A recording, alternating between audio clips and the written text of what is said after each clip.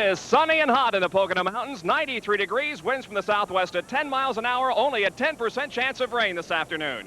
Good afternoon, everybody. I'm Bob Jenkins, along with Larry Newber. Welcome to Pocono International Raceway. The track has been in existence since 1971, and it is a unique track, to say the least, Larry. To say the least, Bob, it's a triangle. Now, if you've never heard about Pocono, you might think a triangle, well, that's not a racetrack, or maybe it sounds boring to you.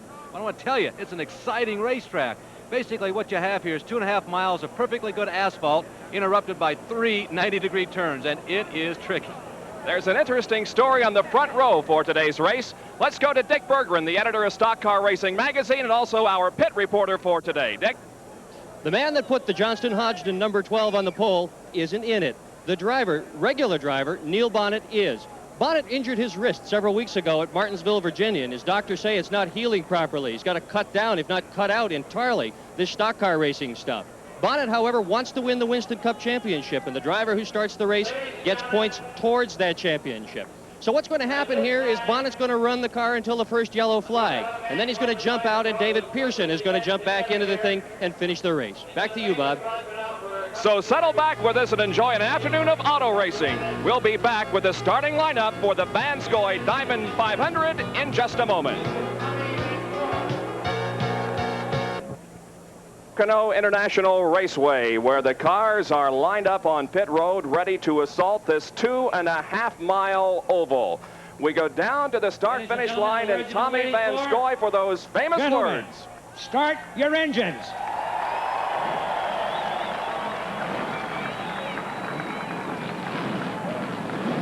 And 40 Grand National stock cars roar to life as we get set for this 500-miler, 200 laps on the 2.5-mile tri-oval.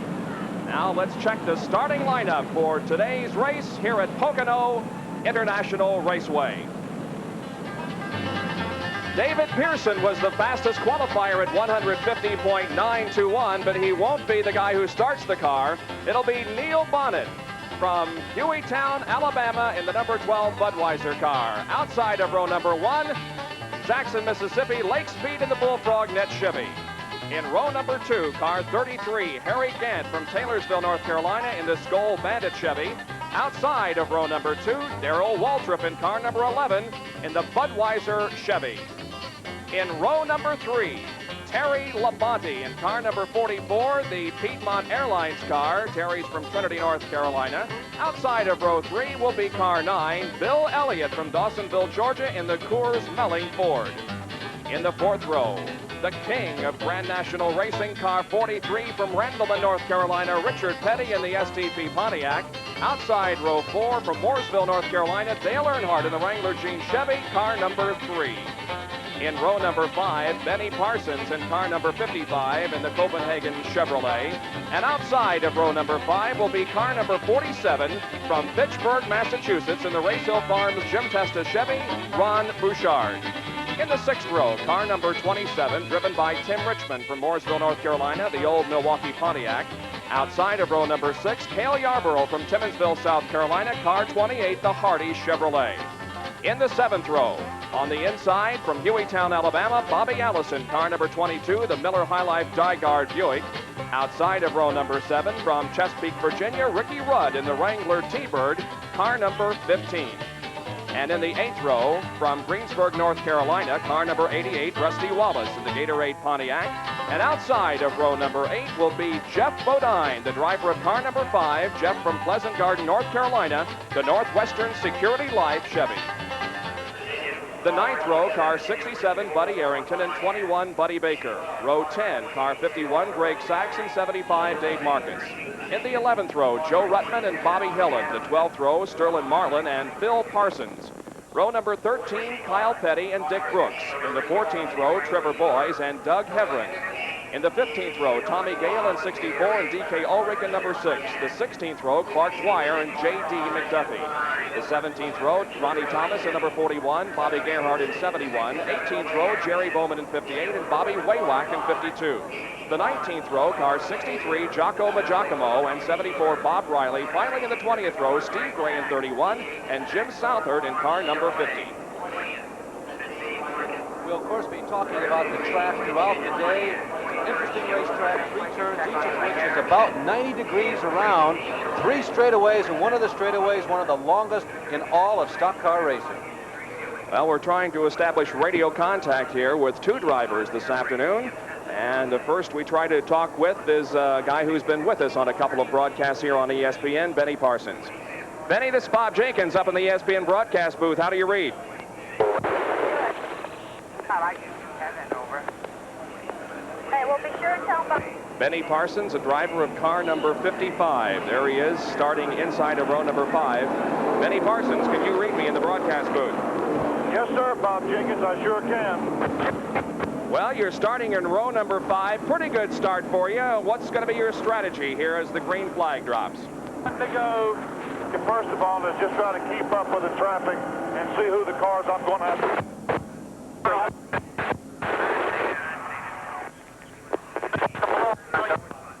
Benny, turn your coolers on. Well, the best of luck to Benny Parsons in today's 500, and the other driver we'll try to have radio contact throughout the afternoon is Jeff Bodine. Jeff Bodine will start on the outside of the 8th row. Jeff Bodine, this is Larry Newber up at the ESPN booth. Can you read me? Yeah, Larry, I read you loud and clear. Jeff, you're going to be starting right behind Ricky Rudd, Cale Yarborough, and Ron Bouchard. 3 people are having a good year. Is that a good trio to follow going into the first turn? Well, I tell you, there's a bunch of them up in front of me that are good to follow, Bob. These guys are all fast in front of us. We're just going to try to hang with them. Jeff, the first turn comes up very quickly. Do you have to be very careful here at the start of the race going into the first turn? It's a hard left-hander. Yeah, you really do. If you're on the outside groove in that corner, it can be trouble. So you try to get single file and get down low if you can. I like to say hi to my wife, Kathy. She's at home, and my 2 boys, Matthew and Barry, and like to say hi to little Ricky. Jeff, one last question. We'll let you go back to work. It's got to be warm in the cockpit. Everybody here in the grandstand, shirts are off already. Yeah, we got a pretty good breeze out here, so it isn't too bad right now, Bob, but I'm sure once we get running, it's going to warm up. All right, the record was not broken here. The one-lap track record was set in 1983 by Darrell Waltrip, 152.315. The pole-sitting speed this week by David Pearson was 150.921 miles an hour. And everybody agrees that the heat and humidity that we've had here in the Pocono Mountains the last couple of days partially responsible for that reduction in speed. The cars are now on what is called the North Straightaway. That is between turns 2 and 3.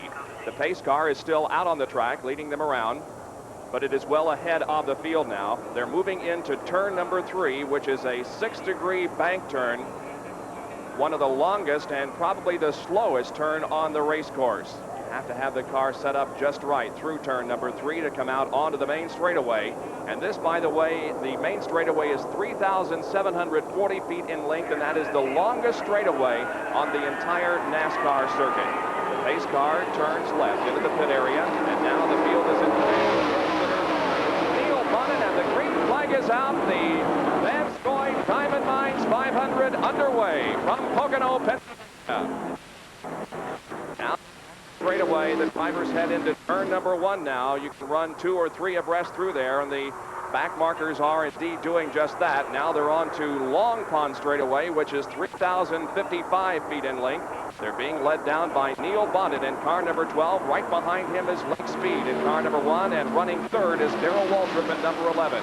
Now they go into second turn. That is what is called the tunnel turn. There is a pedestrian tunnel under it, and it is a bumpy turn. Now Lake Speed going to the outside, or at least looking outside of Neil Bonnet on the North Straightaway, looking for the opportunity to put himself into the lead at the end of the first lap. Benny Parsons moves up into third position as they come off of turn number 3.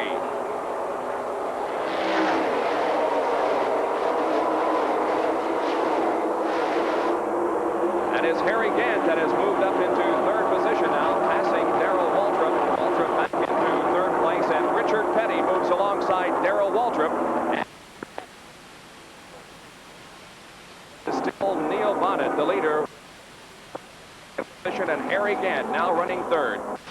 As you watch the action closely, you'll be able to tell that some of the cars are going to be faster at one section of the racetrack, while another car faster in a different section. Now watch Lake Speed. The first lap around, he was very quick in the short straightaway between turns 2 and 3. Let's see if he can duplicate that again. There is turn number 2 over the pedestrian bridge, tunnel corner, and here comes speed again, just like he did on the last lap. He would like to pass the number 12 car of Neil Bonnet in that section. That's where he is superior.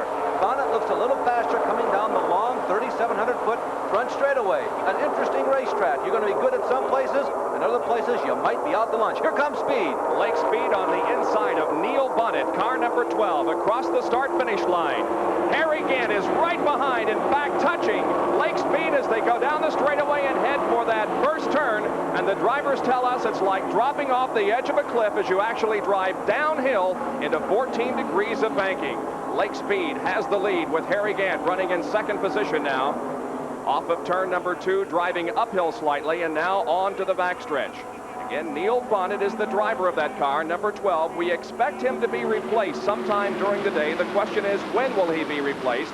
He could be replaced by David Pearson at the first yellow, but if Neil is filling up to it, he wants to go as long as he possibly can. In fourth position is Richard Petty, now looking to the inside of Neil Bonnet as they go down the north straightaway once again, as Harry Gant in car number 33 begins to put some heat on Lake Speed. Into turn number 3 once again. This will complete lap number 3 at the Pocono 500, and Lake Speed is the leader. This will be Lake Speed's first official leading lap in this race, as he was unable to get around the earlier pace setter Neil Bonnet. As now Harry Gant looks to the inside of Speed. Speed was unable to get around Neil Bonnet until after they crossed the start-finish line. This is a racetrack that is known for lead changes. This racetrack has run up quite a record of a number of lead changes every time you're out here.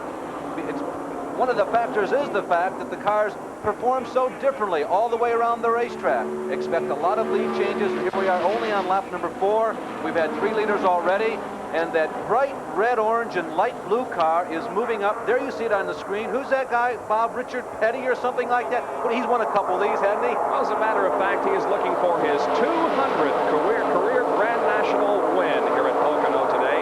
He walked off with 199 in Dover earlier this year. Off of turn number 3 once again, it is Harry Gant leading with Lake Speed second and Richard Petty running third. In fourth position would be Neil Bonnet, then Darrell Waltrip, Dale Earnhardt, Terry Labonte, and 3 cars side by side as they head into turn number 3 for 9th, 10th, and 11th position. And Richard has moved up 1 slot. Richard Petty now runs just behind the vanguard, which is right now being held by Harry Gant.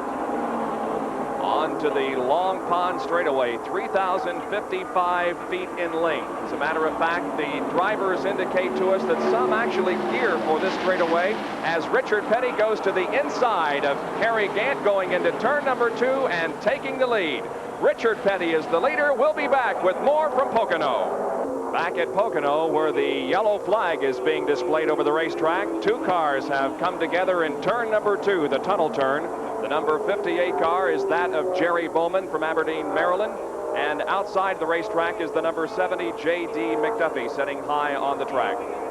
J.D., one of the veterans of Grand National Stock Car Racing. The number 58 car of Jerry Bowman, just a 22-year-old youngster. There is Neil Bonnet, focus of attention right now, Bob. Well, will he come into the pits and be replaced by David Pearson? There is Pearson ready to go. He has the helmet on, the goggles are being put on. Neil Bonnet is indeed coming into the pit area. We will watch this possible driver's change here as the others come down the straightaway. Here is Dick Berggren in the pit area. Well, we've had a very anxious David Pearson here. He's been waiting. He just can't wait to get into this thing. Bonnet is all grins, but boy, he's coming out of this car like a rocket. You can see his right wrist was in a cast.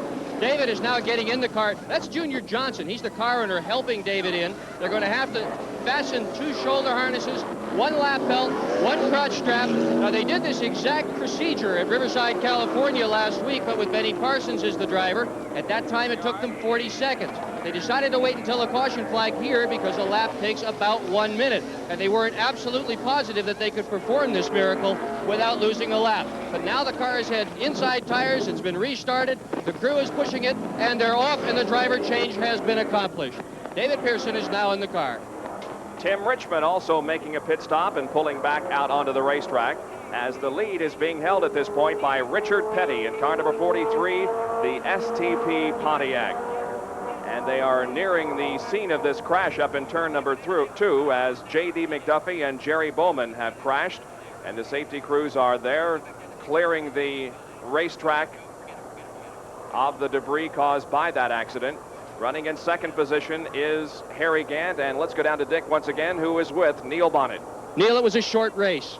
Well, you know, I'd like to win the whole way, but this wrist right here has really been giving me a lot of problem when I broke it. And the cast I've got on now is starting to crack a little bit already, so the logical thing to get out of there. I was hoping we'd have a caution about 100 miles in the race, but David's doing a heck of a job for us up here qualifying. I know he'll do a good job for us. What kind of shape is the racetrack in today, Neil?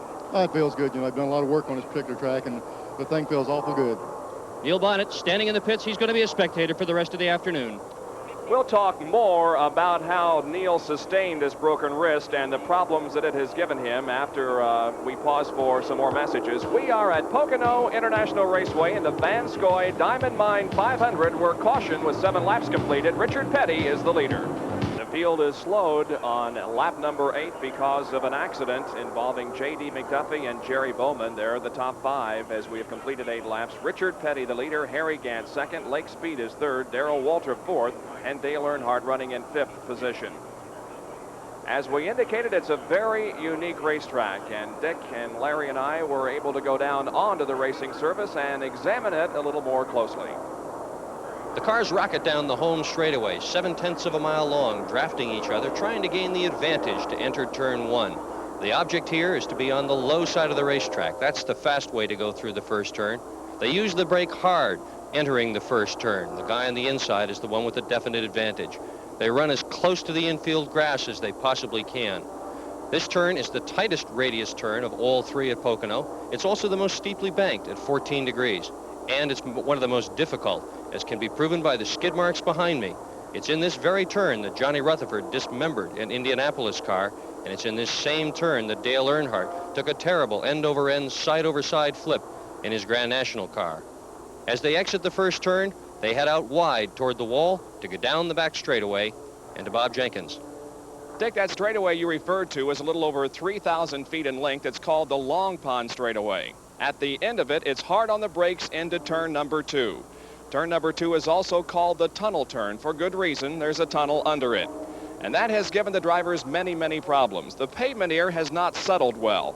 And because of that, there are a series of bumps to the very inside of the racetrack. The drivers used to get the left side of the car off of the track onto the grass, but not anymore. The bumps are too severe. The banking here is only 8 degrees, so it's a relatively flat turn. Off of turn number 2, they go on to another straightaway, the North Straightaway, and into turn number 3. And for that, here is Larry Nuber. And it comes up fast. You've just saved your life coming out of turn number 2 up along the wall, and turn number 3 pops up suddenly. Again, you brake hard, you steer the car hard to the left. You go down to the bottom of the racetrack. You can see here that a lot of the drivers have actually been in the grass. You can get away with that in turn number 3. Now, as you look at the corner, you might think it's an easy turn. It has an 800-foot radius, and it looks like it's a nice, easy arc all the way around. But it's only banked 6 degrees. If turn number 2 looks flat, imagine what this thing looks like to the driver approaching at well over 100 miles per hour. The importance of this corner is that it leads directly into the longest section of the racetrack, that 7/10 of a mile straightaway. And you've got to be set up good throughout the entirety of this arc, or you're in trouble. Grand National stock car drivers will tell you that you have to compromise. You have to pick one place on this racetrack to really set the car up for. They also say it's about the biggest road course they race on. That's what they call it, a road course. We are back with the pace car still on the racetrack, but the drivers are being given the signal by Harold Kinder, the official starter, that they will get the green in one more lap. Darrell Waltrip is into the pits in car number 11. His teammate came in a few minutes ago, and his teammate was replaced by David Pearson in the number 12 car. Once again, let's go down to Dick. Well, they've just changed the outside tires on Waltrip's car. They've also adjusted the wedge bolt on the right side. That usually is an indication of a chassis problem of some sort. Now they're in the process of changing the left side tires. They've got the left rear on, the left front was a little bit slow going on. Waltrip right now is the last man left sitting on the pit. When he goes out, he is going to be on the absolute tail end of the field. That will probably not be a serious disadvantage, however, this early in the race. Larry, several drivers came in for pit stops during this yellow. Listen to this list. Ricky Rudd, Tim Richmond twice, Dave Marcus, Jeff Bodine, Ronnie Thomas, Clark Dwyer, Buddy Arrington, Tommy Gale, D.K. Ulrich, Bobby Gerhardt Jr., Ron Bouchard, and Waltrip, whom you just saw. Kind of a surprise to see so many pit stops early in the race. This was a longer yellow, I think, than most people anticipated. David Pearson in car number 12 is at the rear of the field now. And he has a lot of catching up to do. He was the fastest qualifier in this race, put the car on the pole, but it was started by Neil Bonnet. And the reason that they did that is because Neil Bonnet will get the points. That is all important to him in going after the Winston Cup. Well, Jeff Bodine had dropped back considerably when we were green for 3 laps, and then he pitted. Jeff, this is Larry Newber up at ESPN's booth. Can you read us? Yeah, Larry. Jeff, you have a problem out there. We noticed you dropped back significantly, and then you pitted. Well, our car was a little tight, Larry, so we came in and changed tires and took a little wedge out of it. Hopefully we'll be all right when this race gets going a while. Jeff, was there much debris in turn number 2 from the accident? Yeah, there's a lot of speedy dry over there right now, Larry. Jeff, going green. Go back to work. The field comes out of turn number 3 now, and the pace begins to pick up as Richard Petty leads them down.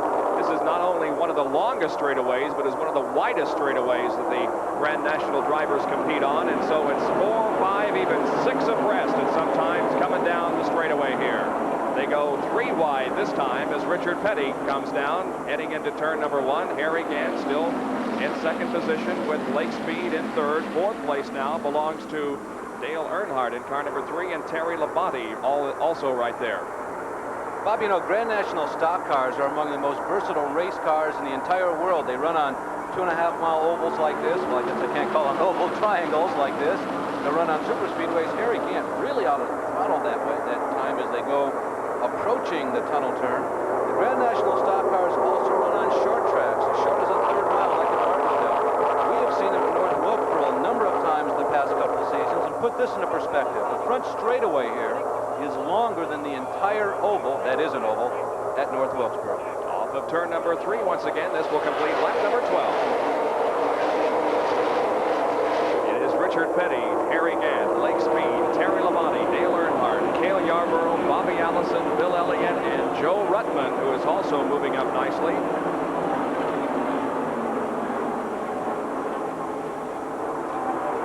We have a long ways to go, Bob, and as you indicated a little earlier, you and Dick, I think, both made comment that just because you pit and perhaps come out at the tail of the line at this juncture of the race, it doesn't really put you at a big deficit. Not at all.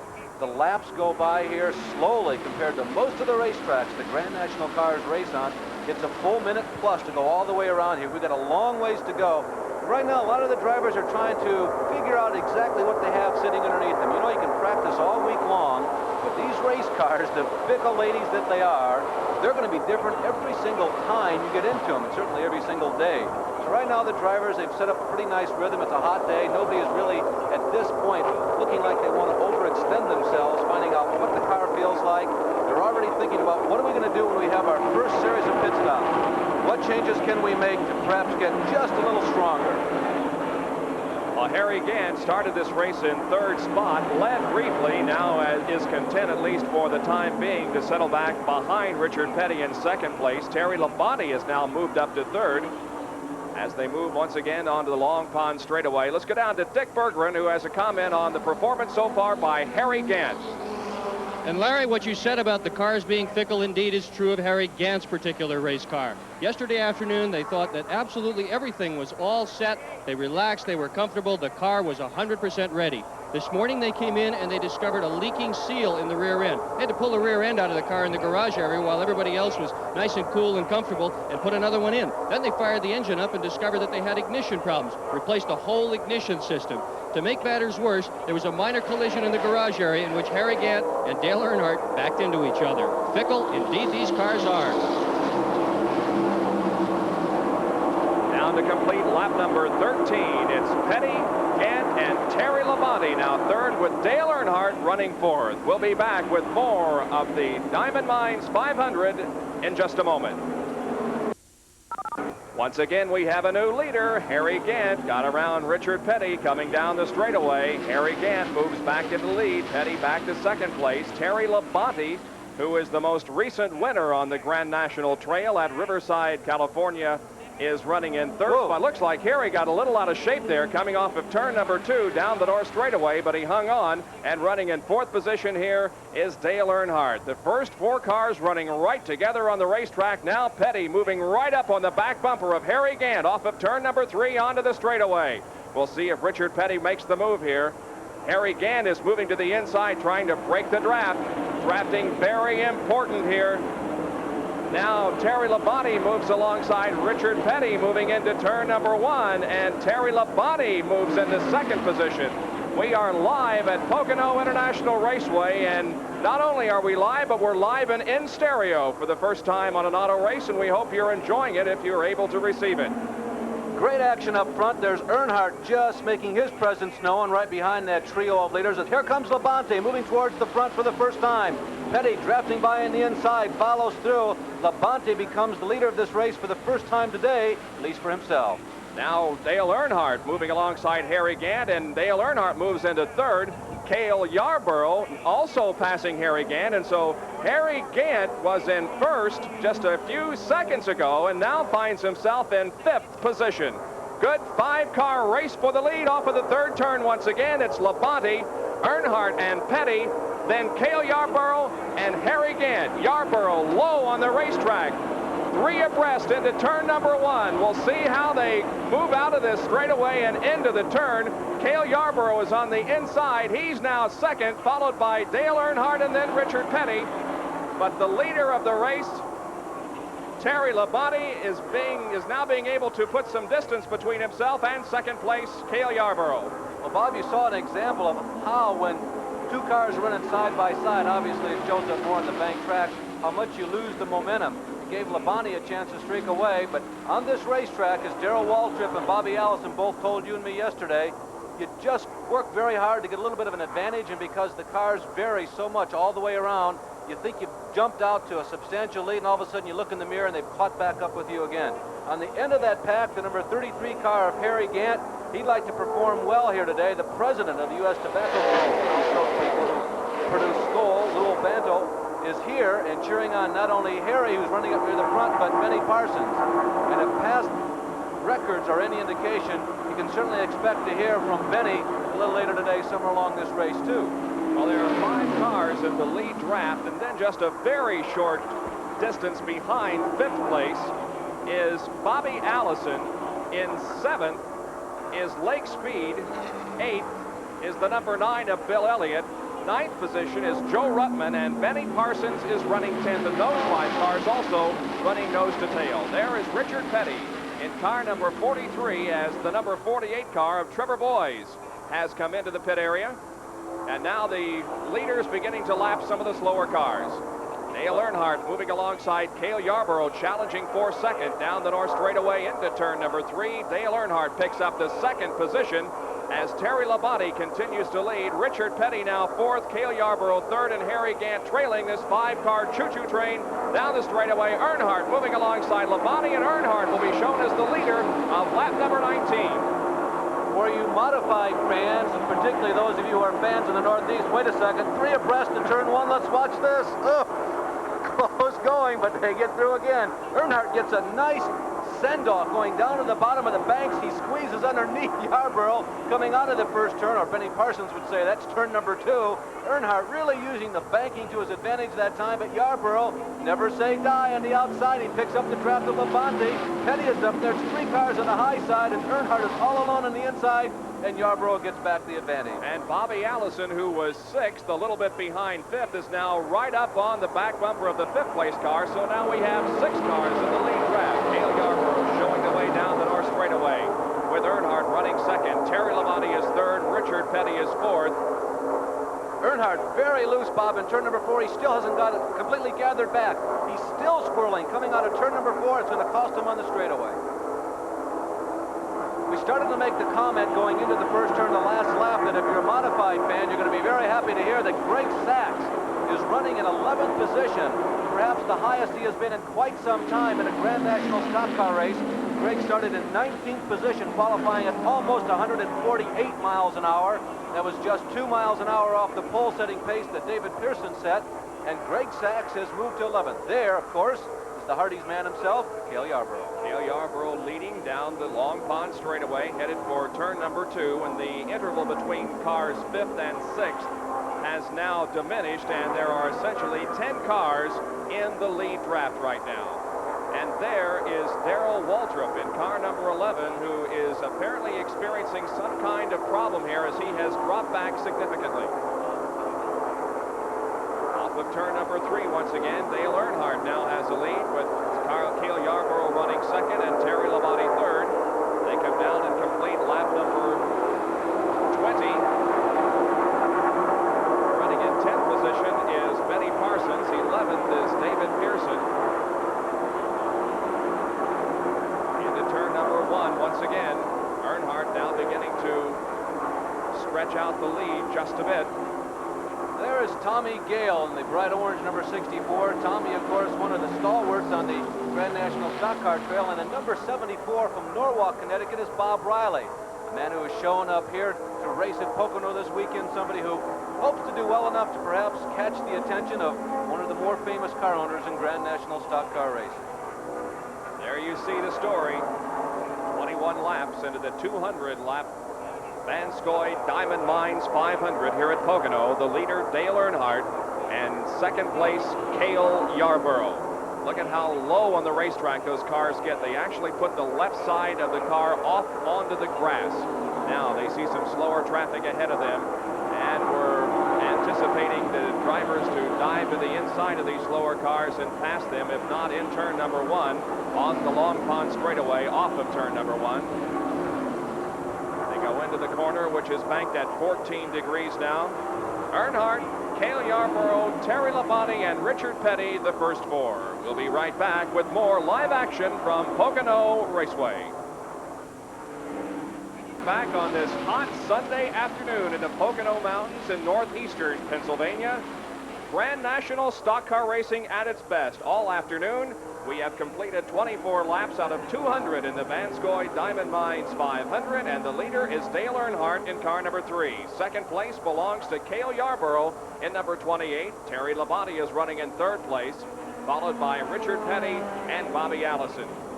Here they come off of turn number 3 now, completing another lap. Running in 9th spot at this point is Joe Ruttman, driving car number 98. And Joe started this race in 21st position, has made a nice move toward the front. Well, Bob, we've been waiting for about 3 years for this guy's first victory, and it's not because of anything he or the crew has not done. They have just not had any luck whatsoever, and their bad luck continued, at least appeared as though it was going to continue, as we take a close-up look at Joe here at Pocono this weekend. On Friday, when everybody was attempting to qualify for the pole, Joe blew an engine. He had to qualify yesterday. It made him the fastest second-day qualifier, but it relegated him to the 21st starting position. He's a man who has raced here before.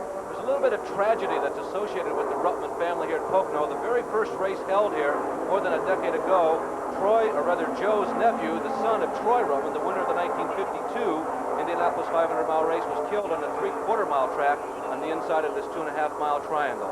Joe Ruttman, you see him right down in the grass, kicking up the dust. Hey, that's the normal line coming out of turn number 2 and looking toward turn number 3.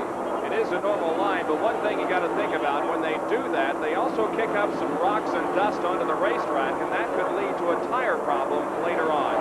We go back up front and check on the leaders. The lead is still being held by Dale Earnhardt, with Cale Yarborough running in 2nd position.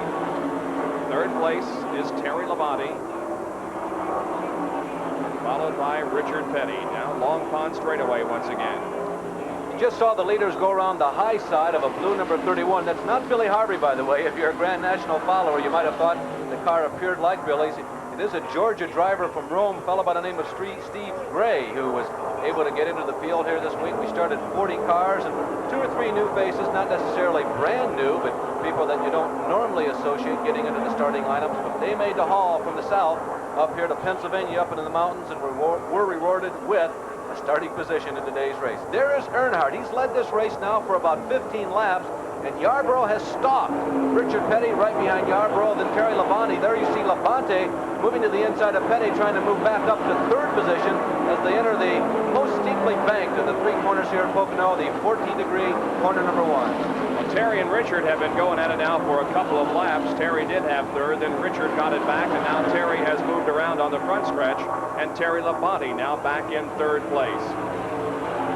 The speeds they achieve here right around 160 some miles an hour at the fastest portion of the racetrack, but it is a track that you have to get on the brakes and have to get on them pretty hard for each of the three corners. The interval between first and second position, 27 laps have been completed. The leaders on lap number 28, Earnhardt, followed by Cale Yarborough. Yarborough, of course, the winner of the Daytona 500 earlier this year, and he also won at Talladega. So Cale Yarborough has 2 victories to his credit in 1984. Here's a battle for position involving several cars. Harry Gant leading this contingent down the straightaway. Bobby Allison right behind, and then Bill Elliott. Well, that's fifth. Everybody's trying to get. You see Richard Petty scooting out of the picture there momentarily. Harry Gant, Bobby Allison, and Bill Elliott. Again, single file through that number 1 corner. The cars drop right down into the bottoms, a little similar to what you might see at Rockingham or Dover, also on the Grand National Trail. Now down another 3,000-foot backstretch and into that very careful turn number 2. We'll call it careful because that's what you have to be. The drivers would like to come right down and touch the grass right there as they go over the tunnel, but there are some bumps there that used to allow you to go into that corner and maybe touch the grass, but the bumps were so bad after this severe winter we had this past winter that now you just can't get down quite as far as you would like to. It's still a very high-speed corner. There were some people with a radar gun out on that turn a year ago, and the speeds were well up into the high 140 miles an hour going around turn number 2. So the qualifying speed on the pole was only 150.9, so you can see, even though it's a 90-degree turn, it's got a nice arc, and if you can trim off the corner of it, the edge of it, you can still go pretty fast. Pocono International Raceway opened its doors in 1971 as Cale Yarborough now begins to catch Dale Earnhardt, the leader of the race. In 1971, the track opened for an IndyCar race. They began running NASCAR Grand National cars here in 1974. This is the most recent addition as far as the track is concerned to the Grand National schedule, but they have only been running 2 races here at Pocono.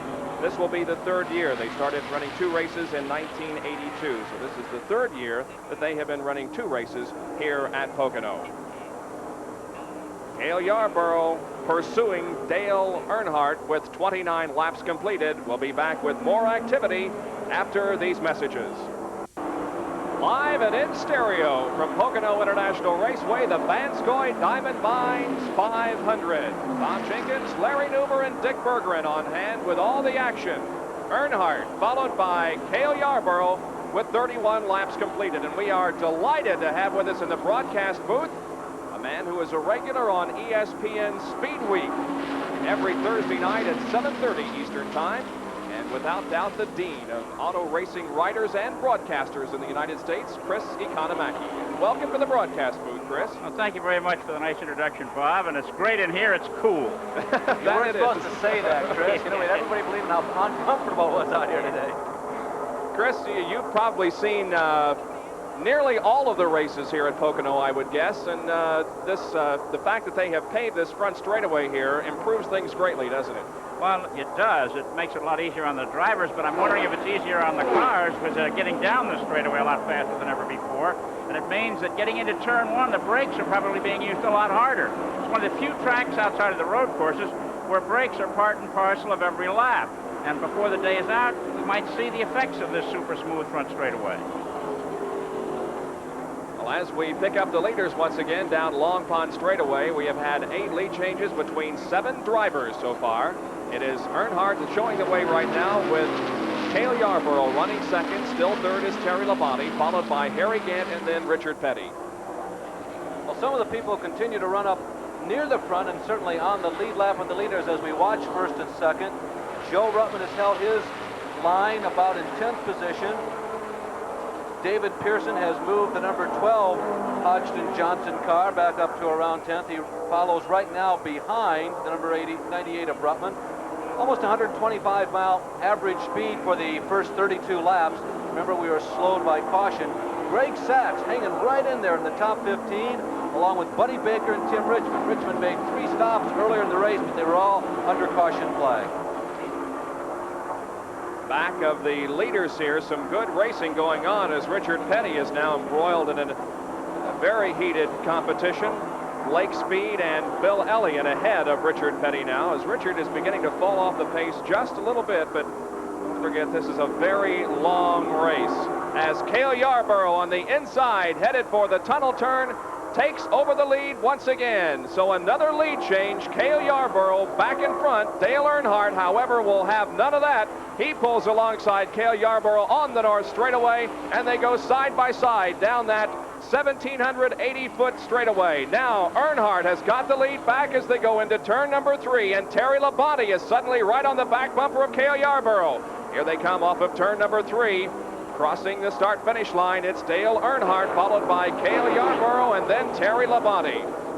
Chris, as we watch the leaders go around the track, you know, most every racetrack you can pick a place or maybe both corners where there's the tricky area of the racetrack. But here at Pocono, it seems like every turn is tricky. They're so different, and nobody seems to get through every one well. Well, the reason for that, Larry, is that it's a compromise. Each turn is a different radius as well as a different banking. And a driver's got to decide which turn he wants to go through properly, and they can set the car up for that. Then he has to struggle through the other 2. Some drivers have a compromise on all 3. They don't get really through all 3 very well, but they do better than would be if they got through one beautifully. So the cars are set up differently, and it's obvious that Earnhardt's car is performing better where he went by Cale than it does at the other 2 turns. Incidentally, talking of Cale, I had a word with him before he got in his car, and he seemed to be very sunburned, and I congratulated him on being a true sponsors man, and he said, "What do you mean?" I said, "Cale, your skin is Hardee's orange." And he really got a kick out of that. He is as sunburned as I've ever seen him. And this is his kind of weather. It's really Dixie sun and temperature out here now. Well, there is Cale moving inside of Earnhardt once again at the end of the main straightaway, and Cale Yarborough moves back into the lead, at least momentarily. This is a great battle for the lead as Earnhardt and Yarborough have been going at it for several laps now, with, at the moment at least, Cale Yarborough leading this 500-mile race. And Cale is one of those who likes to set the car up loose. Well, yes, you are, but, you know, I run my cars fairly loose as I possibly can. And I started this a long time ago, running dirt tracks and short tracks, and I found out that if you can control a loose car, then the car will run quicker through the corners. Anytime that a car is pushing, you're going to lose time through the corners. So I just tried to teach myself and learn to drive a loose race car. And a quick explanation of what the term loose means. It simply means that as you go around these corners, the rear end has a tendency or wants to get out from under you. In other words, spin you right. And that's the way Cale sets the car up, because as you heard him say, he feels that it's the fastest way to set up a race car. Chris, you know, Dale Earnhardt has had a serious accident at this racetrack coming out of turn number 1. Richard Petty has had one in turn number 2. By the way, some of the top 15 cars have begun to pit. We're approaching lap number 40. That's the 100-mile point. Turn number 3 seems to be the safest, Chris, but is there one place on this racetrack, if you look at Buddy Baker pitting, that you kind of fear the most? Well, I think that the over the tunnel is the most difficult spot because of the undulations in the surface. The car can get light coming off there, and that has always been the spot that everyone watches. And I think because it's the most dangerous spot, they're more careful there, and the accidents happen somewhere else. 13.6-second pit stop for Buddy Baker, and Kyle Petty also came in. And here comes Cale Yarborough into the pits. So the guy who was battling up front with Dale Earnhardt, Cale Yarborough, is coming in for his first scheduled pit stop of the day. I don't know whether he is or not. And there is Yarborough into the pits with the jack band going to work on the right side of the car and rubber being changed toward the rear of the car. On the left side, fuel is being added. And the windshield is also being wiped off for Cale Yarborough. 15 seconds have elapsed, and he is away in 15.8 seconds. So a good stop under green by Cale Yarborough. Benny Parsons in car number 55 is also in. A quick stop for Benny, and he's back out there in the number 55 Copenhagen Chevrolet. Well, it makes it a little easier than most places. At least you can stay on the lead lap, because remember we told you it takes about a minute to get all the way around. Chris, we Appreciate you taking the time up to see us. Where are you off to next? Well, I'm going to be taking in some Grand National racing next weekend in Michigan and the initial race of the IROC Series, and then I'll be in Detroit for the Grand Prix, and a week after that to Cleveland, and then down to Dallas for a Formula One race. So I'm going to have acute peripatesia before the month of June is over. Let's go down to Dick Bergeron, who's with this Dale Earnhardt stop. And Earnhardt's in the process of changing right side tires. Just about everybody is in right now, or they've been in. This is the first set of routine pit stops under the green flag. The hot ticket here, the majority of competitors are changing right side tires only. Several of them are also in the process of changing the wedge around in the car to try to make the handling better. That stop on Earnhardt, 18.19 seconds. 2 tires, 2 tanks of gas. Earnhardt back out there, and Richard Petty is also on his way. Terry Labonte also made a pit stop, so most of the leaders were indeed in for service in the last 2 laps. The leader of the race is Harry Gant at number 33. He has not been in for a pit stop. We anticipate that very, very shortly. It's a hot day. These race cars are going to change all day long. There's Harry Gant hunkering her down going into turn number 3. He drops below the white line. Of course, at this racetrack here, they're a lot anyway. But he's obviously heading for pit road. And on lap 38, Harry Gant becomes one of the last of the leaders to pit. The Skull Bandit Chevy is in the pits. Here's Dick Bergeron. And this looks like the same sort of stop we've seen right along this afternoon. 2 tires going on the right side, 2 tanks of gas going in. The crew's still in the process of changing it. And right now they're directing some water toward the radiator. That's usually done when the car is starting to get a little bit warm. It is very, very hot down here on pit road. The people down here are doing the best they can to keep cool, but keeping the cars cool is another story. That may be the story of the race, in fact. Well, that was an excellent pit stop for Harry, 13.8 seconds. The only better one that we timed was Buddy Baker's 13.6. The new leader of the race is Jeff Bodine in car number 5. Remember, Jeff came in during the first caution period that we had, so he may not come in for a few more laps. Right now is the leader. We watch him in turn number 3 to see if he does get off the throttle and come into the pits. He does not. Jeff Bodine will maintain the lead. 39 laps completed. Jeff Bodine is the leader. Bobby Allison being shown in 2nd position at this point. We're live from Pocono in the Van Scoy Diamond Mines 500. Back in just a moment. Back at Pocono, Pennsylvania, and Jeff Bodine has come in for a stop. He was leading the race. They're changing rubber on the right side. Fuel being put in. 16 seconds have elapsed, and 17.4 seconds elapsed before Jeff Bodine goes out onto the racetrack once again. And the leader of the race is number 12, David Pearson. Now, this is the car that Neil Bonnet started, but the car that David Pearson sat on the pole with for this race. David Pearson replaced Neil Bonnet on the first caution, and now he has moved back up front. David Pearson, the leader, with 42 laps completed. They call this area the honeymoon capital of the United States. A lot of honeymooners spend their first few days here. We are about 100 miles northwest of Philadelphia in the Pocono Mountains. The closest town to us is a place called Long Pond, Pennsylvania. The largest city close to here is Scranton, Wilkes-Barre. Pocono International Raceway, a challenging course for the drivers, and they have come here this afternoon to assault it as best they can. To the west of us, one of the real hotbeds of sprint car racing in America, and to the east of us, modified racing. We're kind of right in that twilight zone between the people who are real serious about sprint car racing and those out east in New York and Pennsylvania and New Jersey who are real serious about modified racing. In 2nd position is Tim Richmond. 3rd is Darrell Waltrip. 4th position is Cale Yarborough. In 5th is Dale Earnhardt. 6th is Harry Gant. 7th is Terry Labonte. 8th position is Ricky Rudd. And 9th is Bill Elliott. And here is David Pearson making a pit stop. As we watch Pearson, we might share with you that Pearson, along with Bonnet and Waltrip, Dale Earnhardt, Tim Richmond, Ron Bouchard, all those people are a little bit out of sync as far as the rest of the leaders on pit stopping. Dick Bergeron is in the pit of number 12. And there's been some contact with number 12. There's a blue paint mark and red paint mark on the left front fender. David Pearson is cool as always, just sitting in the car, nice and comfortable. Junior's adjusted the wedge in the car. As everybody else, they've taken on 2 tires and a load of fuel, and they're gone. Doug Richard, incidentally, the crew chief on this car, had injured his leg at Daytona Beach, Florida, way back in February. He was hit by another car while doing a tire change. He has now joined Neil Bonnet on the sidelines. That leg has pulled a couple of the screws out that were put in it when he tried to overwork it a little bit at Dover a couple of weeks ago. So the crew chief and the number 1 driver are both suffering on this number 12 team. The new leader, because of David Pearson's pit stop, is Tim Richmond in car number 27. And Tim, it looks like, maybe setting up for a pit stop. Yes, indeed. Here comes Tim, the winner of the North Wilkesboro race that we telecast for you earlier this year. Tim Richmond coming into the pits in the number 27 Old Milwaukee Pontiac.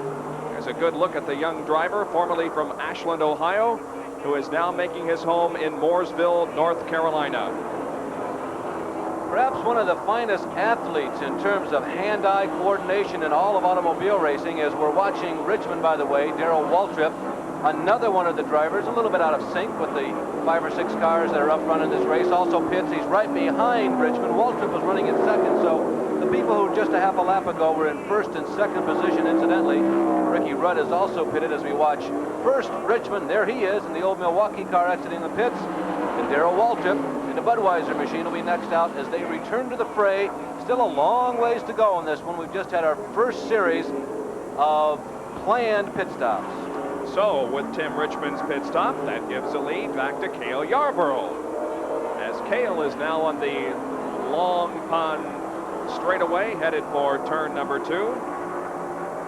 He has, as we indicated earlier, 2 wins this year on the Winston Cup Trail, off of turn number 3 now, down the main straightaway. This will complete lap number 45. So we are nearing the 1/4 mark of this 200-lap race here on this 2.5-mile tri-oval. Cale Yarborough in the lead, being shown now in second position is Dale Earnhardt. Third is Harry Gant. Fourth is Terry Labonte, and fifth is Bill Elliott. Cale Yarborough, a man that I suppose that a lot of people who follow Grand National racing might have thought he would have considered retirement within the last couple of years. He's accomplished everything that you could possibly accomplish, but what Yarborough has instead decided to do is pare down his racing activity. His family has become very important to him. He's a very successful businessman. He's really one of the most versatile human beings I think that I've ever run across in all of my years of following automobile racing. He's not only an outstanding race driver, but off the racetrack he is just as successful. His businesses seem to thrive. There were some wobbles of that early in his career, but he's rebounded from that. His family life, as we mentioned to you, are very important. He was a very successful athlete. When he was a younger man, he's had an opportunity to drive Indianapolis cars. He decided that he wasn't particularly as, I don't know if comfortable is right the word, he just didn't prefer them as much as he did stock car racing. So he returned to home ground stock car racing, and he certainly has the ability to win every single time out, whatever race that Cale Yarborough enters. And behind Cale Yarborough, the battle is for second position. Dale Earnhardt and Harry Gant are battling it out. Dale Earnhardt in car number 3. That, of course, is the Wrangler Chevy, and right behind him is Harry Gant in the number 33 Skoal Bandit Chevy. Second and third position. Ahead of them, the leader, Cale Yarborough. They're on the north straightaway right now, headed for turn number 3. They'll dive very low into turn number 3. There is the leader, Cale Yarborough, off of turn number 3 and on to the main straightaway. There are several things a driver looks for in the cockpit in a race like this, and ESPN and NASCAR present a Track Fact.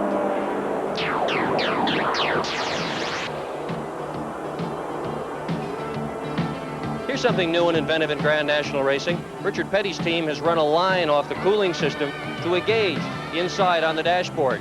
By watching the amount of pressure that's in the cooling system, they can tell whether they have a blown head gasket, a systemic leak, or possibly even a cracked cylinder head.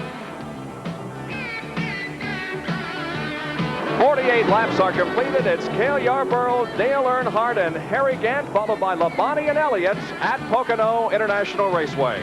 Back at Pocono International Raceway, Cale Yarborough leading at this point, with Dale Earnhardt running in second position and Harry Gant now in third. And Cale Yarborough moves off of turn number 3 onto the straightaway once again, and this will be lap number 49. One more lap and we'll be a fourth of the way through this race on this hot Sunday afternoon.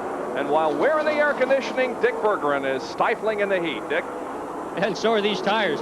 Race tires run better when they're cool than when they're hot, so this is Dick Brooks' crew. They've covered up the tires here with some white canvas, and behind us is Cale Yarborough's team. They've done the same thing. In fact, cool tires run so much better that sometimes the competitors will just take tires off the car on a pit stop, put them back here, let them cool off for a few laps, and then on the next pit stop, why they'll put them back on again. Cools quicker. Boy, it's hot here today. All right, Cale Yarborough, the leader. We have had 15 lead changes among 8 drivers so far. There's the leader, Yarborough. Second and third position. Now Harry Gant has second place as he's passed Dale Earnhardt in the past couple of minutes to take over second spot. But these two drivers have been battling for that position for the last several laps since they came out of the pits after their first stop. And with all of the first stops now complete, the 3 cars we just showed you in the last couple of seconds, Yarborough, then Gant, then Earnhardt, they have opened up a little bit of distance between themselves and the rest of the field. Terry Labonte runs in 4th, and Terry is on the racetrack by himself. He's about a half a second behind this duo, and he in turn is about another half a second ahead of Bill Elliott. Jeff Bodine having a nice day. David Pearson and Neil Bonnet and Junior Johnson, number 12. Bobby Allison, all these guys kind of racing together. Joe Ruttman, Dick Brooks, we believe, and this is unofficial, he may be a lap down. Then Richard Petty still on the lead lap, running now about 10th, with Lake Speed, Benny Parsons, Tim Richmond, and Darrell Waltrip all up there. Also unofficially, we think that Sterling Marlin in car number 95, Sterling running his own operation, is still on the lead lap and running, about 16th or 17th spot right now. Sandwiched between, how about this, Darrell Waltrip and the 21 car, Buddy Baker. Richard Petty is now running in 11th spot. Richard, after his 200th win here today, he was an early leader of the race. There you can see the procession down the main stretch as Cale Yarborough is very low on the racetrack, and the interval between Yarborough and second place Harry Gant. Gant has had 2 second place finishes so far this year on the Winston Cup Trail. He was second at North Wilkesboro and also second behind Cale Yarborough at Talladega. And the last time north, when everybody was running at Dover, Delaware on the Grand National Trail, this was the guy to beat, Harry Gant. It looked like he had him covered there at Dover, but engine problems late in the race knocked him out. So Harry's had some strong races. He, like Yarborough and Earnhardt, always a contender to run up front. The team could have had a little better luck, I would suggest, in the past couple of years, but Harry Gant, one of the real solid contenders. Earnhardt, on the other hand, has also had 2 second place, make that 3 second place finishes so far this year. He was second at Daytona, second at Atlanta, and second at Charlotte.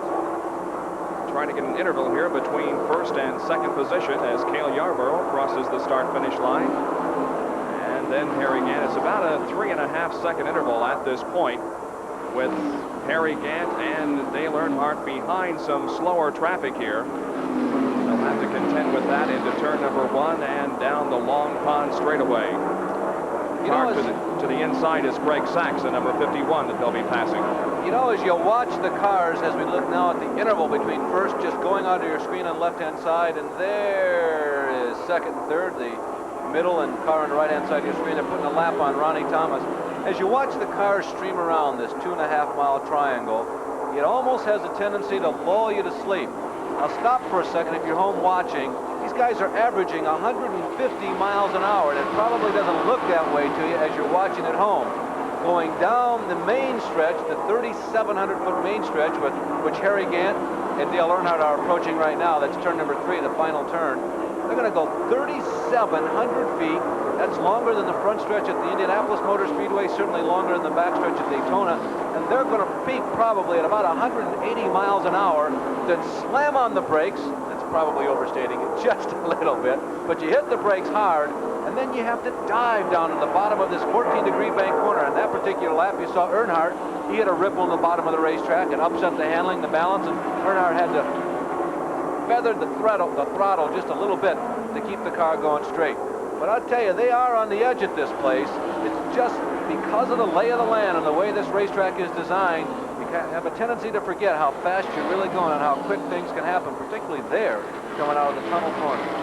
Interval between first and second is now 4.13 seconds as Earnhardt moves in on the tail of Harry Gant's car down the north straightaway. But Gant able to maintain second position. Very interesting how this and by whom this course was designed. Roger Ward, 3-time winner of the Indianapolis 500 and a guy that's worked with us on ESPN a couple of times, was the guy that actually laid this track out and designed it to be a challenge. That's the reason why all 3 corners here are very, very dissimilar. Now there is the leader, Cale Yarborough, car number 28, the Hardee's Chevrolet. 55 laps completed. We'll be right back. The Darrell Waltrip fans have brought their banner out here at Pocono International Raceway as we cover for you the Van Scoy Diamond Mines 500. A week from today, Larry and I will be separated, and we'll be separated about as far as you can be separated. I will be in Montreal, Quebec, Canada for the Formula One Canadian Grand Prix. Join me at 1 p.m. Eastern Daylight Time at the Gilles Villeneuve Circuit in Montreal. Later next Sunday at 5 p.m. Eastern Daylight Time, Larry and Gary Lee will be in Portland, Oregon for the Indianapolis car race. The first time that the championship auto racing teams have raced in Portland, and it'll be an exciting race on the 1.915-mile road course. So join us next Sunday for a racing doubleheader in Montreal and in Portland. There's the leader of this race here in Pocono, Pennsylvania at this point, Cale Yarborough. 57 laps have been completed. We have 22 cars now on the lead lap. One of them is running in 15th position. That's the number 95 car, driven by Sterling Marlin of Columbia, Tennessee. Cale Yarborough continues to stream around. There is Sterling Marlin with Buddy Baker right on his back bumper. They've been like that for about 8 or 9 laps. This is a great performance for Marlin. We mentioned to you earlier, this is a brand new team. A businessman in the Nashville area began to communicate with Sterling in February of this year, and they decided to get together. Sterling wanted to have his own team and not have team cars, as Roger Hamby was suggesting at that time. The original plans for this year were for Marlin to team up with Clark Dwyer. Sterling decided to break off. The first race that this new team ran at was at Talladega, where they got a 12th position. So they're very optimistic toward the future. They plan on coming back next year, running the full schedule. Jim Testa Chevrolet is now involved in the sponsorship of Sterling Marlin's new car. And here's a guy who did very well last year as a rookie, and certainly hopes that he will become not only a regular, but a real potential winner on this trail for years to come. There's Buddy Baker in car number 21, the Valvoline Oil Company Ford T-Bird. He, of course, is from Sherrills Ford, North Carolina. Well, Buddy didn't even run here last year. As a matter of fact, neither did the Woods brothers. Both of the races that were held at Pocono, they did not bring the car up north. Buddy, as a matter of fact, worked in a commentary booth, a television commentary booth at one of the races last year. The gentle giant, as he has been called by some. He's into collecting valuable antique and oriental furniture and art objects, believe it or not. One of the favorite things that Buddy Baker likes to do when he's not driving a race car is spend quiet moments at his boathouse. Buddy Baker, the man who also plants azaleas. He's very much an artist. He's very much into the art of life, as well as the violence, if you will, of professional stock car racing. Buddy has had a couple of top 10 finishes this year, 5th at Rockingham and a 3rd at Talladega. Cale Yarborough, a 2-time winner on the 1984 Grand National Trail, is leading here in Pocono with 60 laps completed, and he has just about a 5-second lead now on Dale Earnhardt and Harry Gant. There you can see that Yarborough has led 19 laps of this race. We have been yellow only once, that in the early stages, for an accident involving Jerry Bowman and J.D. McDuffie. The caution was out for 5 laps, but since they got that accident cleaned up, in which no one was injured, we have been green since that time.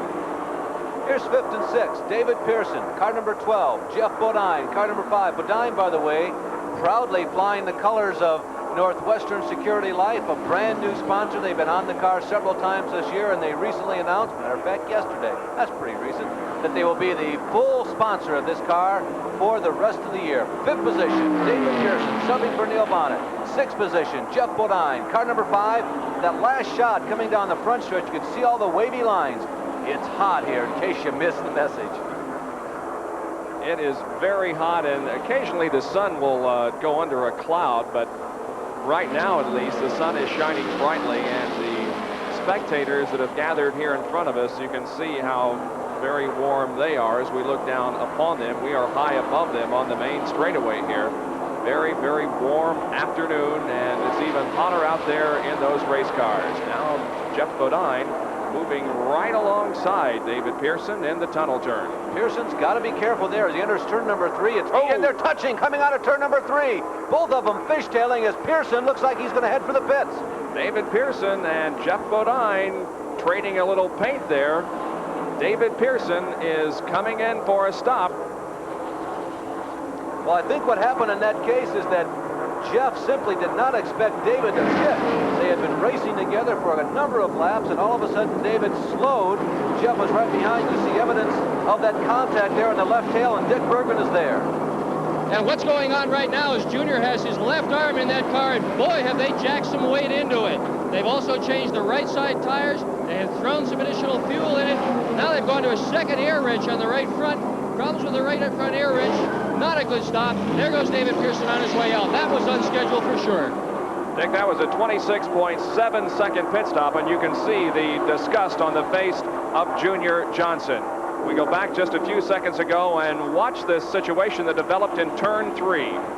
Well, see, Jeff thought they were racing. He didn't realize that David apparently had made the decision to come into the pits, and Jeff just did not expect David to slow down that much, and consequently they touched, but that's why they've got professional, experienced race drivers in Grand National. Most any Saturday night short track, that probably would have been a two-car accident. The lead continues to be held by Cale Yarborough. Second position is Dale Earnhardt. In third place is Harry Gant. Fourth is Terry Labonte, and fifth is Bill Elliott. We'll be right back.